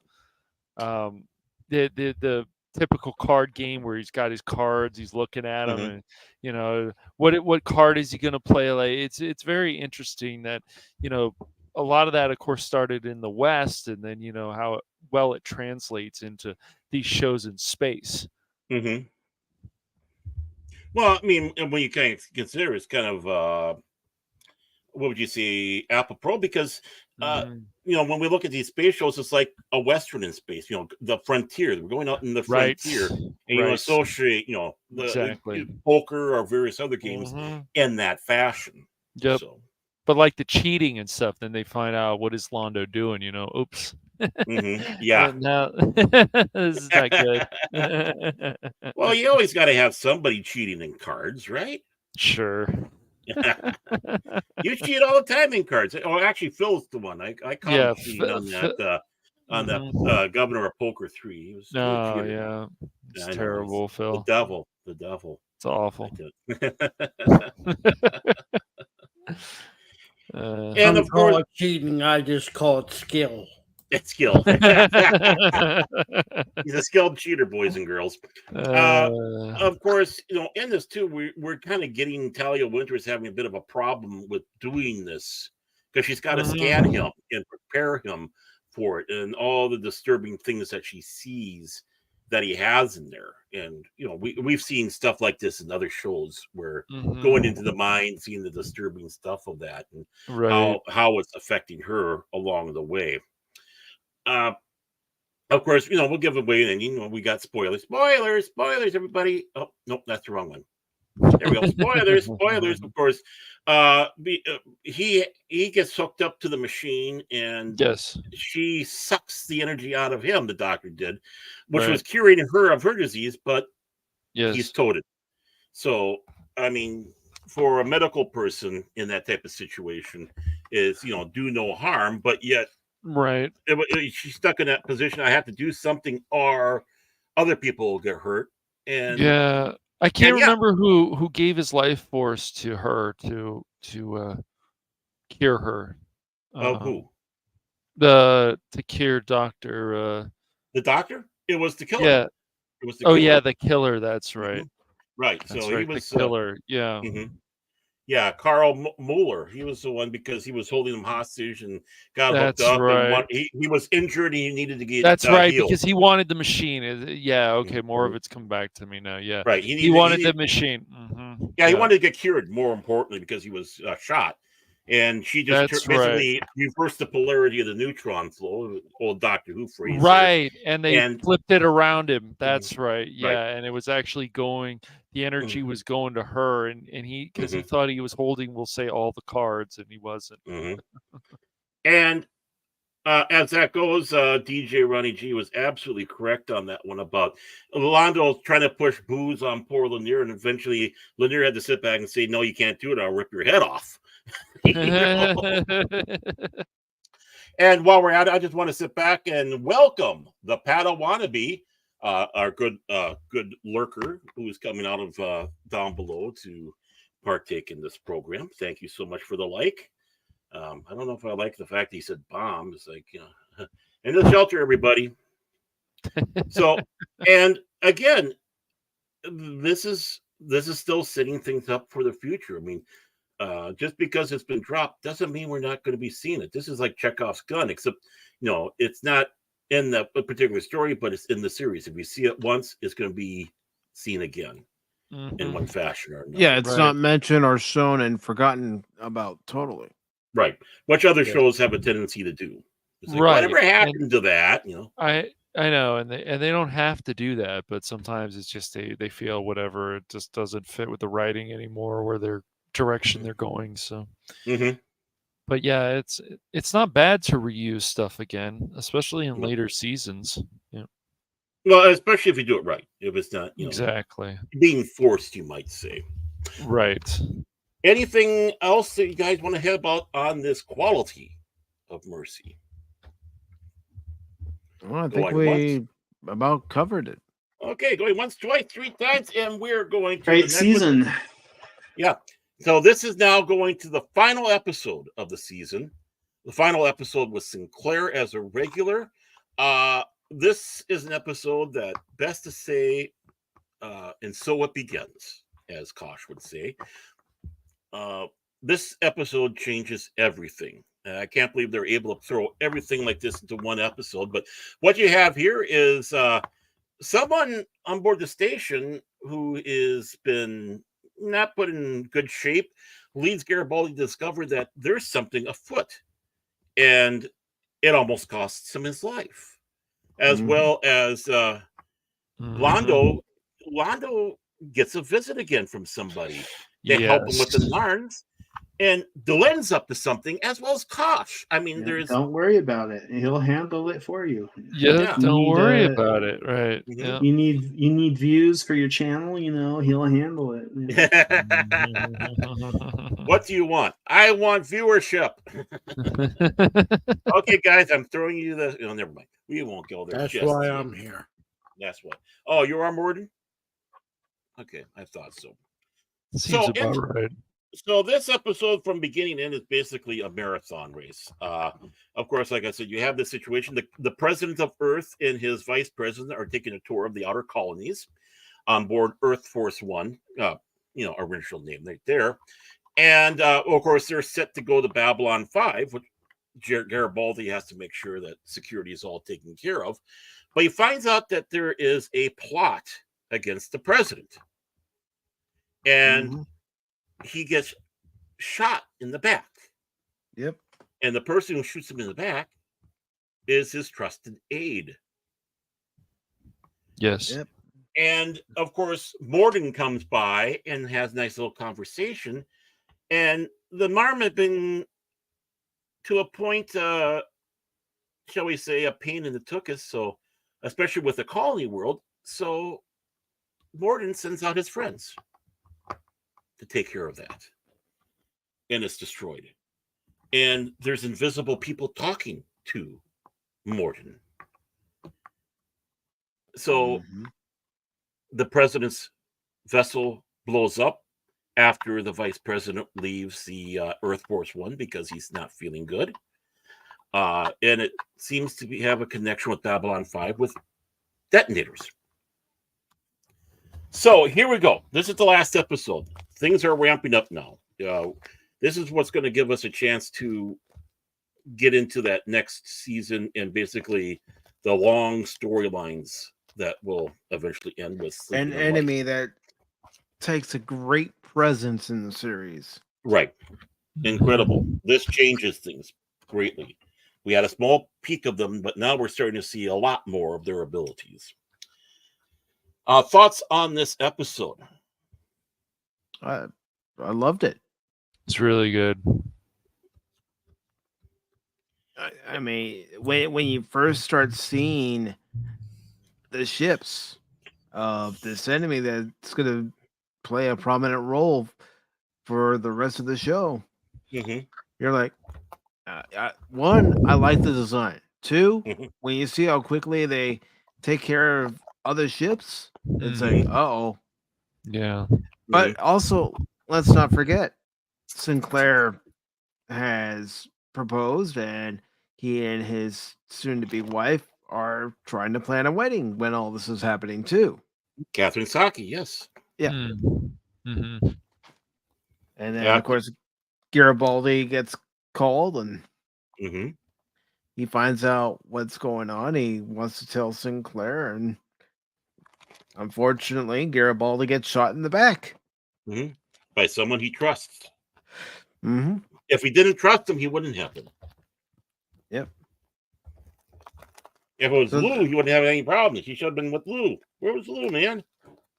yeah, I I like mean, Lou. as far as season finales go, this was very good because it's setting up what's coming next season, the season after that, and the season after that. Mm-hmm. Well, yeah, and it's not necessarily fully a true cliffhanger, like what we were used to with Next Generation, starting with Best of Both Worlds. But it got you getting ready for what's going to happen next season, type of thing. Mm-hmm. It kept you on your on the edge of your seat.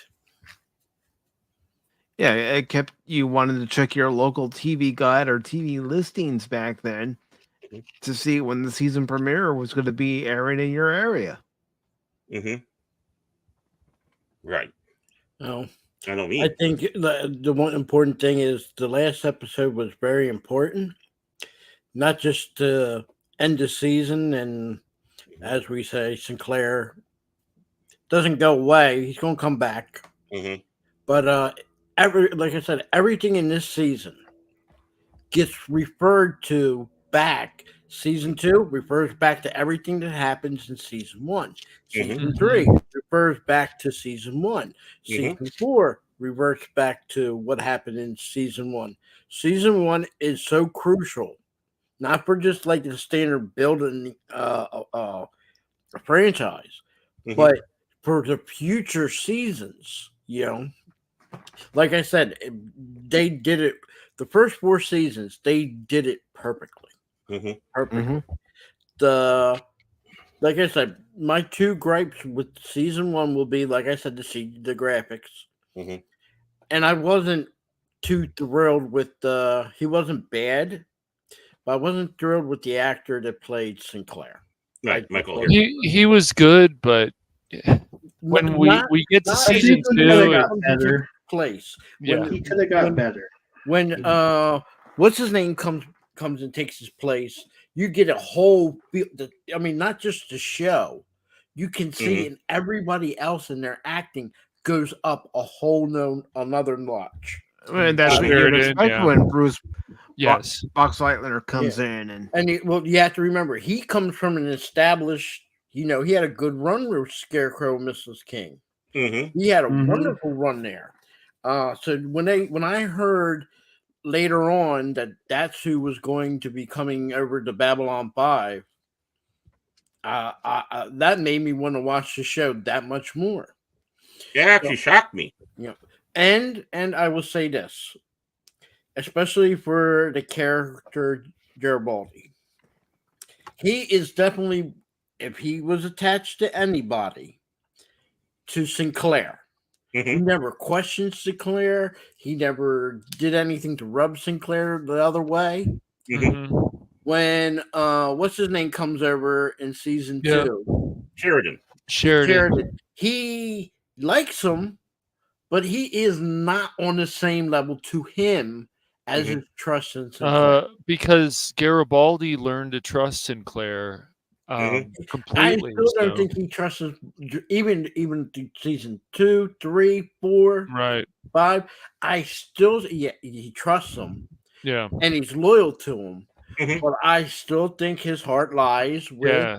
Yeah, it does. I agree Sinclair. with you. Well, because Sinclair was the it's one that because gave him the last Sinclair chance. and him, not Right. only that, they were friends. Exactly. Yes. And with Sheridan, Yeah, coming in replacing Sinclair, it's like, okay, I don't mind that you're the new commanding officer of Babylon 5, but you replaced my friend, and that didn't sit well. No, it doesn't. But then you have to remember that's the military side of a space station or a base or anything. Mm-hmm. You're going to get replaced. That's bound to happen. You're not going to always have the same person running the same ship, running the same base. It's replacement. And he's technically in that, even though he's security, he's still in that Earth Force. And I will tell you this: the first 2 episodes of the next season, Garibaldi kind of like saying, not like saying he's in charge, but when a new commanding officer comes and takes charge, yes, he got to prove himself, but you don't question outright like he did. And the sad thing is, and I can understand it, again, it's his character. He does it again in season 5, episode 1. He was determined. He had to know who that lady was. You know? And that could be the investigator into him. But then again, you have to remember, Earth Force, military.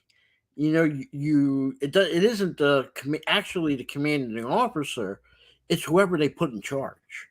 You know, but I still felt deep down, even though he does get in a great relationship with Sheridan, if he could have Sinclair the whole entire time, he would have Sinclair, and he would have been happier for it.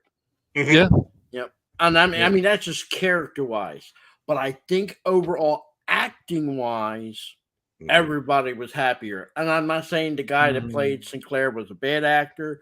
No. Come to find out, he had his own issues. But you can see it was like hitting a ceiling there, hitting a ceiling. When you get into season 2, even by the first, I would say 4 or 5 episodes, it's you can feel the difference in the show. You know, I mean, right now, when you watch season 1, for me, the 2 people that's carrying the show is the guy who's playing Jakar and the guy who's playing Lando. They're carrying it. But once you get in season 2, this is where I feel the crew take more of the lead. And I don't want to make it seem like there's a conflict there with the actors and everything, but it should have been that way in season 1. The crew should have been the focal point. It doesn't seem that it was. You know? Yeah, it's amazing how much Londo and Jakar especially add so much to the show, and that's a because thing. they did so well in taking the lead in season 1. Right. There's no way you can imagine Babylon 5 without them 2 there. Agreed. They have to be there, not just for a partial show on, like, you know, you have an episode they might show an appearance. No, they have to be an integral part of the show at the core. So, well, that's due credit to Peter Jurassic and Andreas Katsoulis. Yeah, the great acting abilities that they have. Plus, it was great is that you had the 2 commanders, kind of 2 different approaches, mindset. Sinclair is almost a Zen commander, while of course you have the cowboy with Sinclair. I mean Sheridan. I mean, so one I see it more is not that Sinclair wasn't military; he is military. Yeah, he is. But let's just say the war changed his way of thinking, right? Where he's going into operating a space station. He's doing it more, trade and stuff like that. Sheridan's coming up. He's an actual ship commander. Right. He commands a ship. He's a war hero. He's the only one that ever defeated the Nabari. Right. So you're already coming into, here comes this big shot. Right. And even he says it on the very first episode of season 2. This is new to me. And for his credit, he learns quickly. Now, is it more to benefit because he had a good crew in the Doctor and Ivana and with Garibaldi? Yes. But it's also him changing his thinking. Okay, I'm on a base. This is a space station. But it's not just a space station. Military second, civilian trade first. And that's a new adjustment for anybody in the military. You're, not saying military don't have trade. They do. Believe it or not, our military bases do a lot of business. That's why they want a lot of states and countries don't like losing our military bases. Yeah, the PX is that definitely. it brings in money. So a space station that's military but more leaning to trade, 500, 1,000 years from now, I could see that reality. You Mhm. know, so but I would say this wraps up Sinclair's role in. Like I said, he does come back, Mhm. but I don't like to see somebody lose their job or position or anything in real life. Mhm. But you didn't know this at the time. You No, we learned didn't. later there were Right. issues that he had, and I don't want to talk about it. Let's just leave it at issues. Right. That I am glad that the people of Babylon 5 did bring him back, Mhm.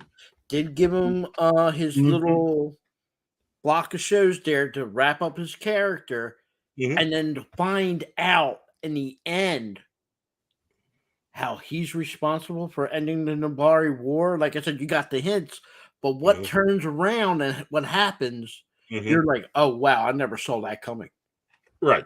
You know, the only Mhm. thing is, it makes a lot of sense because when you see what's that girl, the lady's name that ends up married, Sheridan, the lady, can't think of her Delin? name. Delon, what's her name? Delin? Glenn. Delin. Delin? When Yeah. she goes through that change, which I Mhm. think is a beautiful thing, Mhm. because I hate to say it, she didn't look good with no hair. That was a crime. Give that lady props when she's able to have her hair. It was beautiful. It was Mhm. okay. This everything they did for her that to make that happen was perfect. Mhm. But then you Well, come and see that what how her change is what happens to Claire in the reverse. That's the only hint I'll give you. well, well. The big thing is of course with the name of the episode, Chrysalis. That's what we last see Delenn in is a Chrysalis. Uh, you know, you have a lot of Well, you did it as a what'd you call it? A crystal? Chrysalis. I thought it Chrysalis. was a cocoon. Chrysalis. Yeah, a Chrysalis cocoon. Yeah, Chrysalis. Okay. Mhm. I was leaning more to a cocoon. You know, Mhm. Yeah. which it was funny because when you're watching the episode, you don't know what's happening. No. You know, and you don't know it's a cocoon. That's all you just know. It says that whatever it is, she's in there. Mhm. And the thing is, nobody, none of the Nabari, ever seen or witnessed this happening. Mm-mm. So they don't Only know one. what's happening to her. Only one, and that's Lanier. Yeah. He knows. So, Her ever, and at the end, it's like it's. Let's face it, this season did not end on a happy note. You take a look at the No. end there. Garibaldi is in intensive care. We don't know if he's going to survive. Of course, we don't know the fate of Sinclair yet. Ivanova is being very introspective. Jakar, is seeing, more and more hostility against his people. He can't point the finger at Londo, but he thinks Londo. Londo is, it's like trying to figure out where his place is in all this. Lanier is all sitting there concerned about Delenn, what's going to happen to her. And tears are coming down his eyes.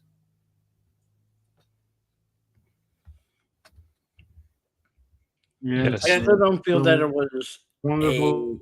cliffhanger or an ending No. for Mhm. ending for the No. episode season. I Mhm. just think it was maybe a beginning of a part one to a part two, which that's the closest way I can describe it. But I don't see it as a cliffhanger. It Well, wasn't it's like it was, you knew you were going to get something to explain everything in the first episode of the next season. right. I mean, it's the first book has come to an end now, and now we're waiting for the second book to come out. And let's be honest, what we know now, what we didn't know then, we didn't know the actor in Sinclair, the character, was going to be replaced. Yeah, None nobody of us did. knew that. Not even Straczynski. No. Not at that time, Straczynski, he would have done something about it at that time. So it's like, wow, when we got hit at that time with those changes, like, you got to be friggin' kidding me. I will say this. I like the actor who plays the doctor, but I don't think season one he was utilized as much and fully as he will be in season two, which is for the best for the show. Mhm. I think it benefits with his relationship with Garibaldi. Mhm. But in season 1, I think his character was kind of lost. Mhm. Just Well, yeah.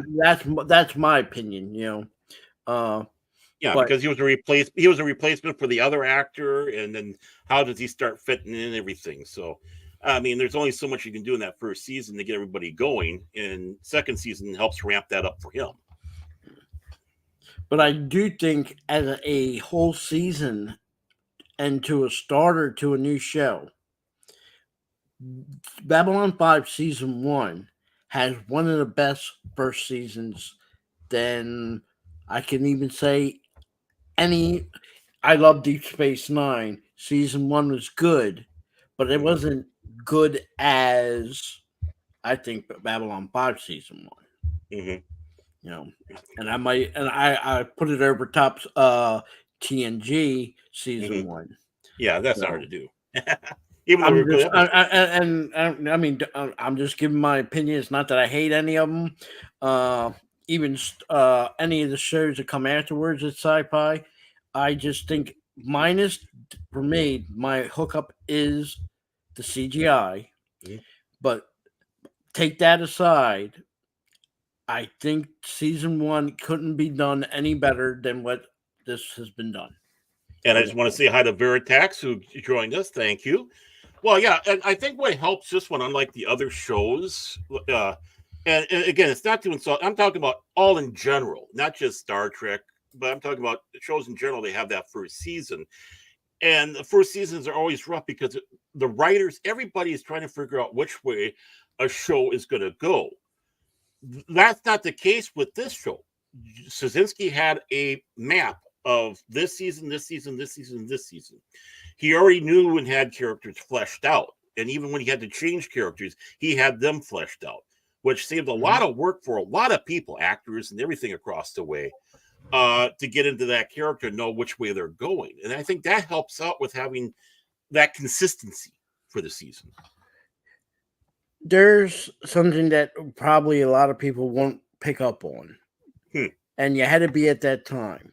When Star Trek The Next Generation came, believe it or not, there was some negativity because a lot of people didn't like the fact you're replacing the original cast from the original show. There was negativity. Even when you got shows spin off, there was people that would say, well, I like TNG, but I don't like Deep Space Nine. And then there were people like, well, I like Deep Space Nine, and I kind of like TNG, but I don't like Voyager. You already, that's an example of negativity that before the first episode even hits. Battlestar Galactica, the remake, had the same thing. There was negativity from the original people that liked the original show. Yeah, especially Stargate SG-1, original season 1. There was a lot of people that didn't like the fact they're taking it from the movie and felt they wasn't being true to it. So there was negativity there. The only two sci-fis that I could think of, and they happened to come out near the same time. Babylon 5 came with no negativity, and Space Above and Beyond didn't have any negativity. And both them shows, even though Babylon 5 had more seasons, both them shows had, I think, two of the best seasons of a beginning than any other episodes that I can think of from any other franchise. Maybe not Star Trek, the original series. But I will put them 2 and 3 right behind it. Right. And the fact that the two commanders come to the station on opposite spectrums. The Minbari insisted on Sinclair. Meanwhile, the Earth president, good old President Clark, insisted on having someone who was hostile to the Minbari would be hostile to. That would be Starkiller Sinclair, or Sheridan, I mean. That's the trouble when you have characters with this, S's for the last names. I want to say something real quick if I can. You may. I can't say the guy's name in chat, Vortex or whatever his name is. Yeah, Vertex. Yeah. The only problem with Farscape, and I'll throw in what was that? Fire I can't think of the talking about name. Firefly? Firefly. The Mhm. problems with them too, they both had good seasons, but they only had one season each. No. Well, you can No, blame Farscape- Firefly on what Farscape Fox went was more doing. than Two. Uh-huh. They had 2 seasons, correct? No, they had 4 seasons and a miniseries And after that. Farscape or Farscape. Firefly? Farscape. Farscape. All right. Farscape. Farscape, as far as I know, went longer than Firefly. Yeah, it 'cause went Fox 4 screwed seasons. Firefly a lot. Yeah. Kept moving Yeah. it around. Well, I know didn't Firefly respect had it. 1 season in the movie, Right. but Yeah. Farscape, I think they only had what, 1 or 4 2 seasons.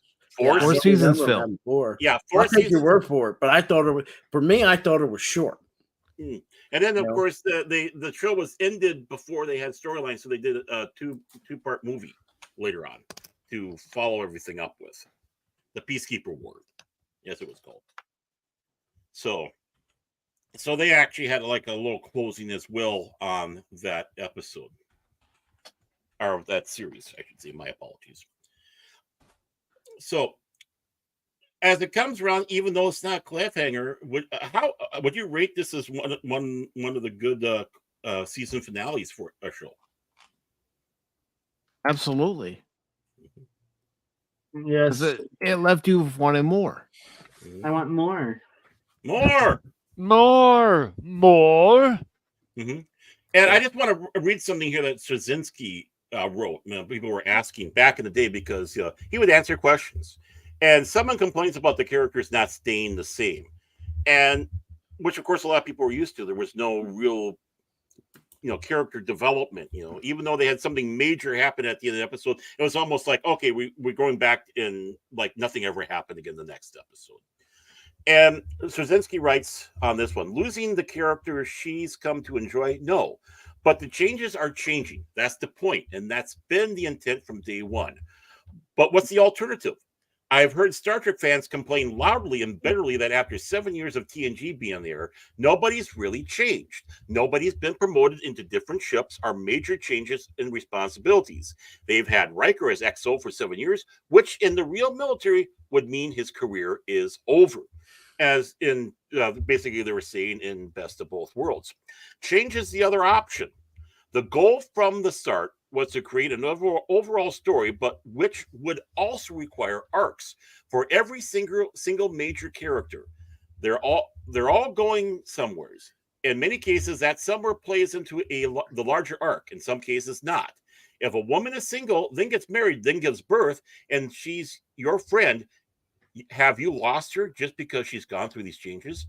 Of course not. She has changed in good ways or bad ways, but she's still the same person. Where is that, Baron? Where is that passion and energy?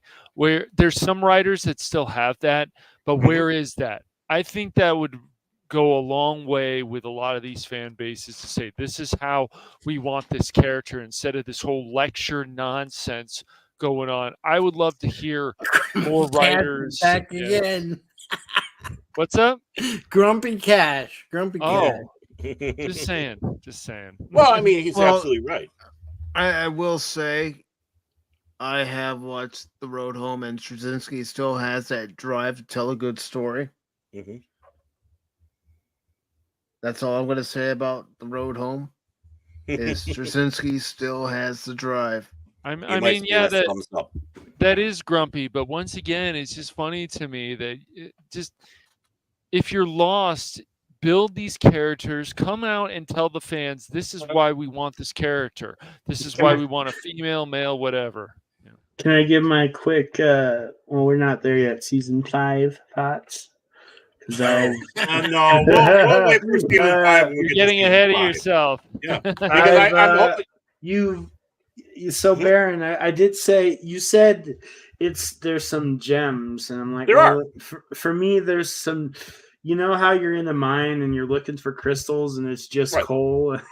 Mm-hmm. That's it for me. Well, Well, remember though that we're talking It's about like- season 1, Krit. Season Season one. 1. We're not to season 5 don't yet. don't man. worry, we'll get a chance to talk about it because I hope Okay. to do this every I'm week gonna if you guys roast want to join Krit. along. Yeah, Yeah, bro. right. And, And mm, but I was gonna say my joke earlier when you were okay, talking well, about the machine episode mhm. was that Phil was the person in the machine. Get out of here. Get out of here. Yeah, he's the one that they that they got kicked out of there and replaced with the Lombardi. Your time is up. You're out of He's here. done. They need to replace you four knuckleheads. So, I suppose this brings to an end season 1 of Babylon 5. Of course, it's a quick discussion on there. Didn't want to dwell too much on stuff. Obviously, some episodes more important than others. Of course, as he goes, if you want to, Veritax goes in. If you want to compare major cast changes between season 1 and season 2, it comes with Doctor Who going from Eccleston to Tennant. Yeah, that was a very major one. Of course, even back in 1966 or so, when Hartnell left the show, and you had someone completely different with Patrick Troughton. So, yeah, I mean, oh, thank you, DJ Ronnie G. Come on. Mhm. Come on, DJ. Come on, You man. can do that while putting a white T-shirt and you drop your bombs there. Actually, unfortunately, I forgot to God. bring this up at the one episode, but Babylon 5 did something really that none of the other shows ever done. It showed the Sinclair and Garibaldi at a urinal, a space urinal on board Babylon 5. And one of the episodes. You know, You know the Enterprise had a bathroom, Mm-hmm. and there were several of them. There wasn't just one Mm-hmm. in one location. There was even some on the bridge. Mm-hmm. Yeah, the one door goes off to the bridge, but this time we actually saw them using it. It's like, they even do the little shape. I mean, it's little things like that a lot of shows don't, that J. Michael Zinsky throws in there. It's like, you know what? This is life. He wanted it to be believable. Right. That you could relate to these characters. Mm-hmm. That even in the 23rd century, things aren't that different when it comes around to people being human. So, The more things change, the more they stay the same. Mm-hmm. Oh, and we can't forget the Pop Morozma thing. I mean, it's nice to look into the future and say, oh, it's going to be better. Yeah. If you were in 1994 here with this, and you could look and be now in 2023, where would you say it was better? Would you say that? I'd go back to 1993 and 1994. I mean, see, look, when you do sci-fi or pretty much most of these shows, you're always trying to aim, bottom line, future and for the better. It's always better on the other side. And sometimes that's good to think that way. But sometimes you need a dose of reality that right now, the here and now is the better place, but unfortunately not for us in 2023. Look, this for me, the mid 90s is the end of great story writing on TV and movies. What we get afterwards is a steady decline, and that decline steamrolled right after that strike in 2008. It is, man, but it's also up to like 2010 or even before 2015. We still had some strong. You want people to go back and write like they used to write back in the day. Oh, I know they won't. But you got to understand where they go to learn this stuff. Yes, has become the reason why we're here today. I know, but it's we got bits and pieces of. Yeah, we always had it, even in the 70s. Bits and pieces of politics, sneaking in. Yeah, they try to point, but it wasn't hammered to you. No, it wasn't hammered. I can remember watching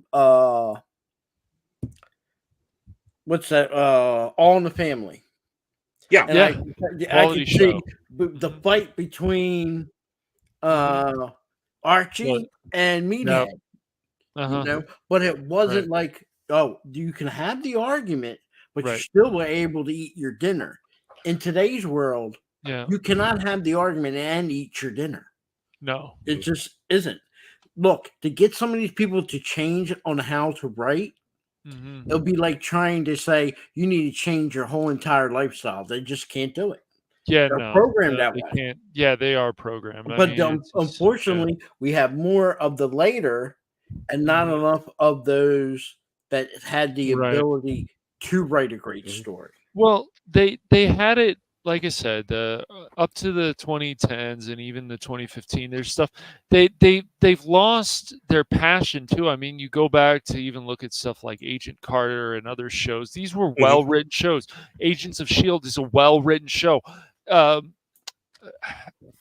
The different characters, the way they grow, the Inhumans, there's a lot of cool stuff to like, and you're like, oh, this is like out of a comic book. You go back and you watch those Netflix shows, and however you feel, yeah, there is some politics in there, but still there's quality bad guys. Of course, we got David Tennant in Jessica Jones, and you just go down the line. But the way the show was written, it was like a comic book. That's why when Disney bought Netflix, you got to hire those people. You just got to, but they won't. Their arrogance is just beyond whatever imaginable, we'll say. But when you see stuff like Babylon 5, it's like they have forgotten with a lot of shows now about the building stones, about how the little things in these shows, the religion, especially in a space show with aliens, like that's cool, man.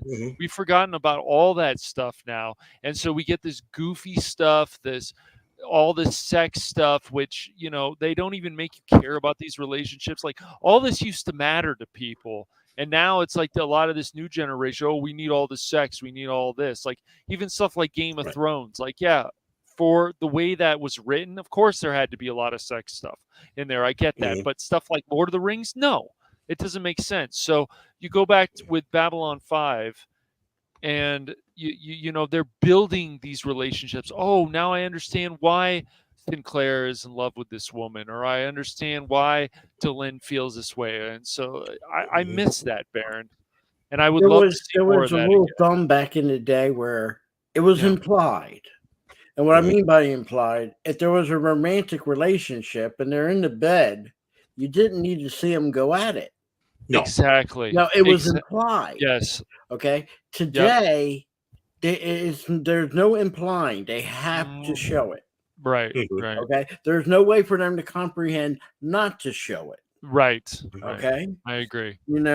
It's unfortunate. I mean, it's not just on TV or movies. It's everywhere. Even in your comic books today. It's the implied is gone. No. Do we really need to see Kermit the Frog and Miss Piggy go at it? No. No way. No way. No. They got to show it. Yeah. I don't even think Disney would go that far with the Muppets. I'd hope not. Are you sure about that? It's Disney. I don't know. It's I hope Disney. not.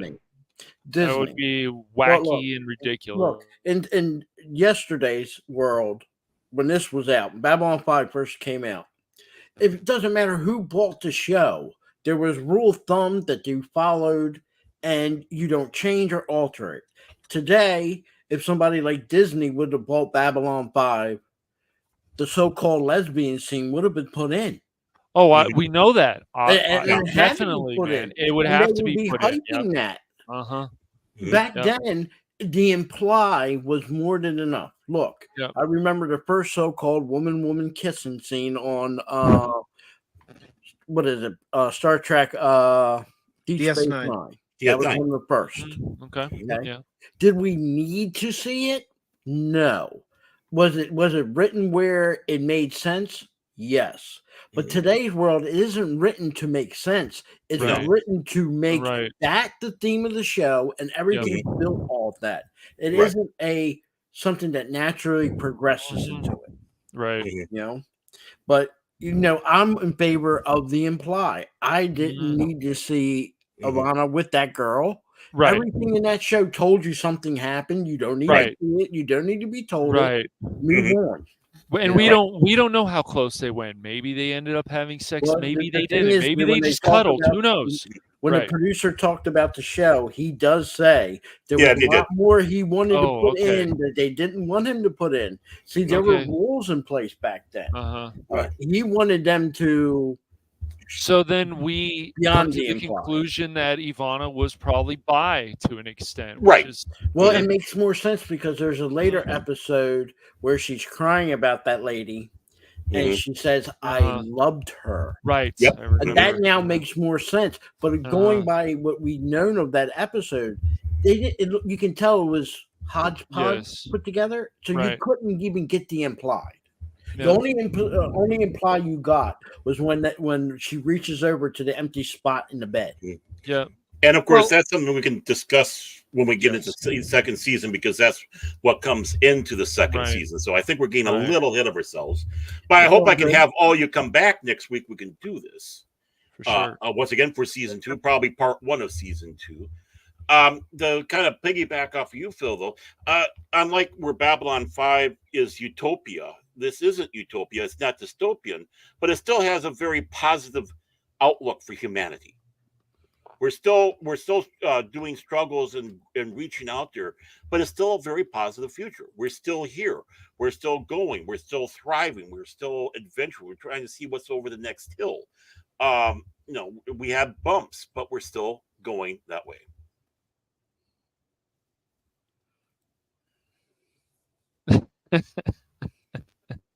So I don't know if anybody wants to go off of that with what I say on that one. Mm-hmm. But if not, I just want to sit back. And of course, first of all, I want to thank the people who are in the chat that were talking, and even more so those who are lurking. If you weren't chatting, that's okay, fine. I want to thank you, but I want to thank good old Pat S, who came by. Good to see you, my friend. The old man came in. Wait a moment. He's on the panel, but we had Phil McCracken putting his wisdom in there. DJ Ronnie G and his Turtle Collective. Yes. My Super Wrench, the mighty John Fez for hire Rendell. Six makes it very easy to say your name. Six, who loves Babylon 5. The Padawannabe with his bomb droppings. Veritax, good to see you, Veritax. And please forgive me. I'm going to try to say Guyvermectin. And I hope I said that right. But thank you for stopping by. It was great having you here. Sounds like a medication. And you can send your complaint letters to Phil McCracken and care. But of course, I do want to thank my established guests here. Good old Mike from Pacific 414. The mighty Chinkar from Phantom Hooligans, Lord Krit from Everest Productions, and of course the great troll himself, Phil McCracken. I hope I can have you all next week as we continue on this mighty journey into Babylon 5. Phantom Hooligans, when? Monday. It was. You Monday. can blame Baron for the last day. That's my fault. That was my fault. I wasn't feeling good. That's my fault. Phil. Yeah, he's Don't right. start your shenanigans. Go back in the machine, Phil. Go back in the machine. Does anybody have anything the king and legend has spoken. Anybody have anything they want to promote before we take off here? I'll go ahead and take the ball on that one, Baron. You do that.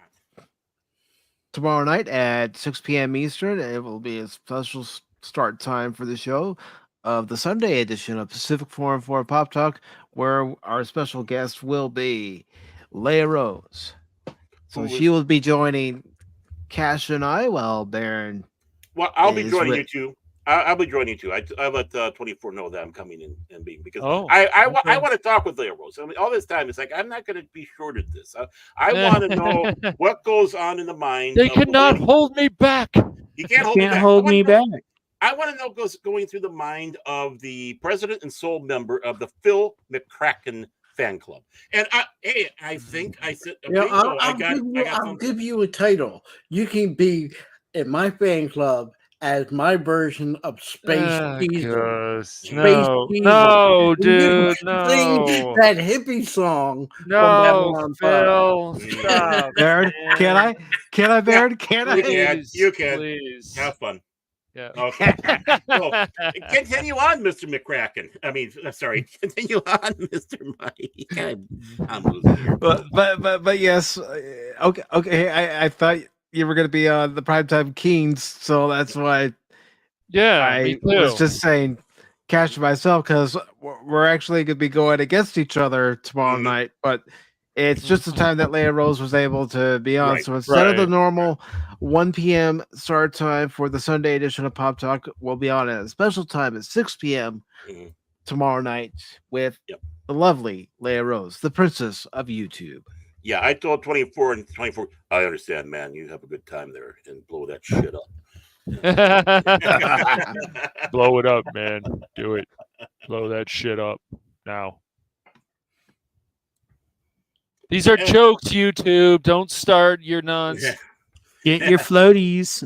Okay, and we all anybody? need a bit of Space Jesus in all of us, Mhm. especially And- Cash Money. Mhm. And anybody else have Excuse anything they me? want to promote? Huh? You heard me, Space Jesus. Go back in the machine, Phil. Like, Space go Jesus. back in the machine. Come on, sing that hippie You- song. I Cash. am You know the not words. singing You that know the hippie words. song. He goes back in the machine. He watches you poop in hologram forms. Anybody else has anything they want to promote?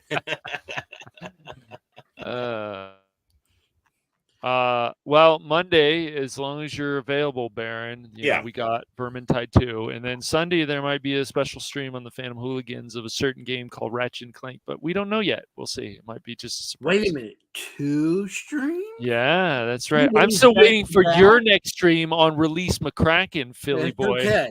You know, I might do it on Space Jesus. I know how You he might is Space to- Jesus. You know, Krit can verify. Cash Money was very sad when Space Jesus left. Oh, sure. I was devastated. And he was tearing up singing this song at the very end. Right, sure, yeah. Anybody else have anything they want to promote? Going once, going twice, and of course, next week. What? Oh, you have some Krit? Please do. Please say something. Hold on. Okay. I'm having a hard time hearing people. Oh, can you hear me now? Okay. That's because you're in your VR chat. That's why. Yep, I bet he is. What? Are you in VR chat? What is going on, No. Krit? No, he's not. Okay, Uh-oh. back to what I was saying. So what was going on? Oh, my promote yourself. You're promoting yourself. Come on, promoting Krit, myself. come on, Okay. Kritty. Oh well, I should have did that at least 5 times during the stream. It would have helped. Oh, no. But no, I always do this at the end. Respectful. Okay. But Uh-oh. Mike and you my movie that I worked on a year. Okay, Do you read us, Krit? Krit, come in, Krit. Krit, take a deep breath. I know you're traumatized by last night's Space Jesus. But you can do this. Or you 2 can nights make it ago. thrill. 2 nights ago. Ground control. Space Jesus Lord. Can you not hear me? You're breaking up, your buddy. Yeah. Well, hold on. Okay. You hear me now?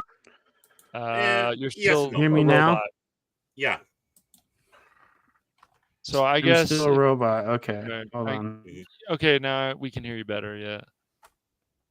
You're still a robot and not a robot in disguise. You're a robot in disguise. I'm here. I would get my Optimus voice, but you know, so I will be premiering my movie. Mike, Cash, Phil have starred in. I did try to get you Baron in, but I don't think it. I think you did the lines, but they weren't recorded. But it doesn't matter. There's always be stuff for everyone to participate in.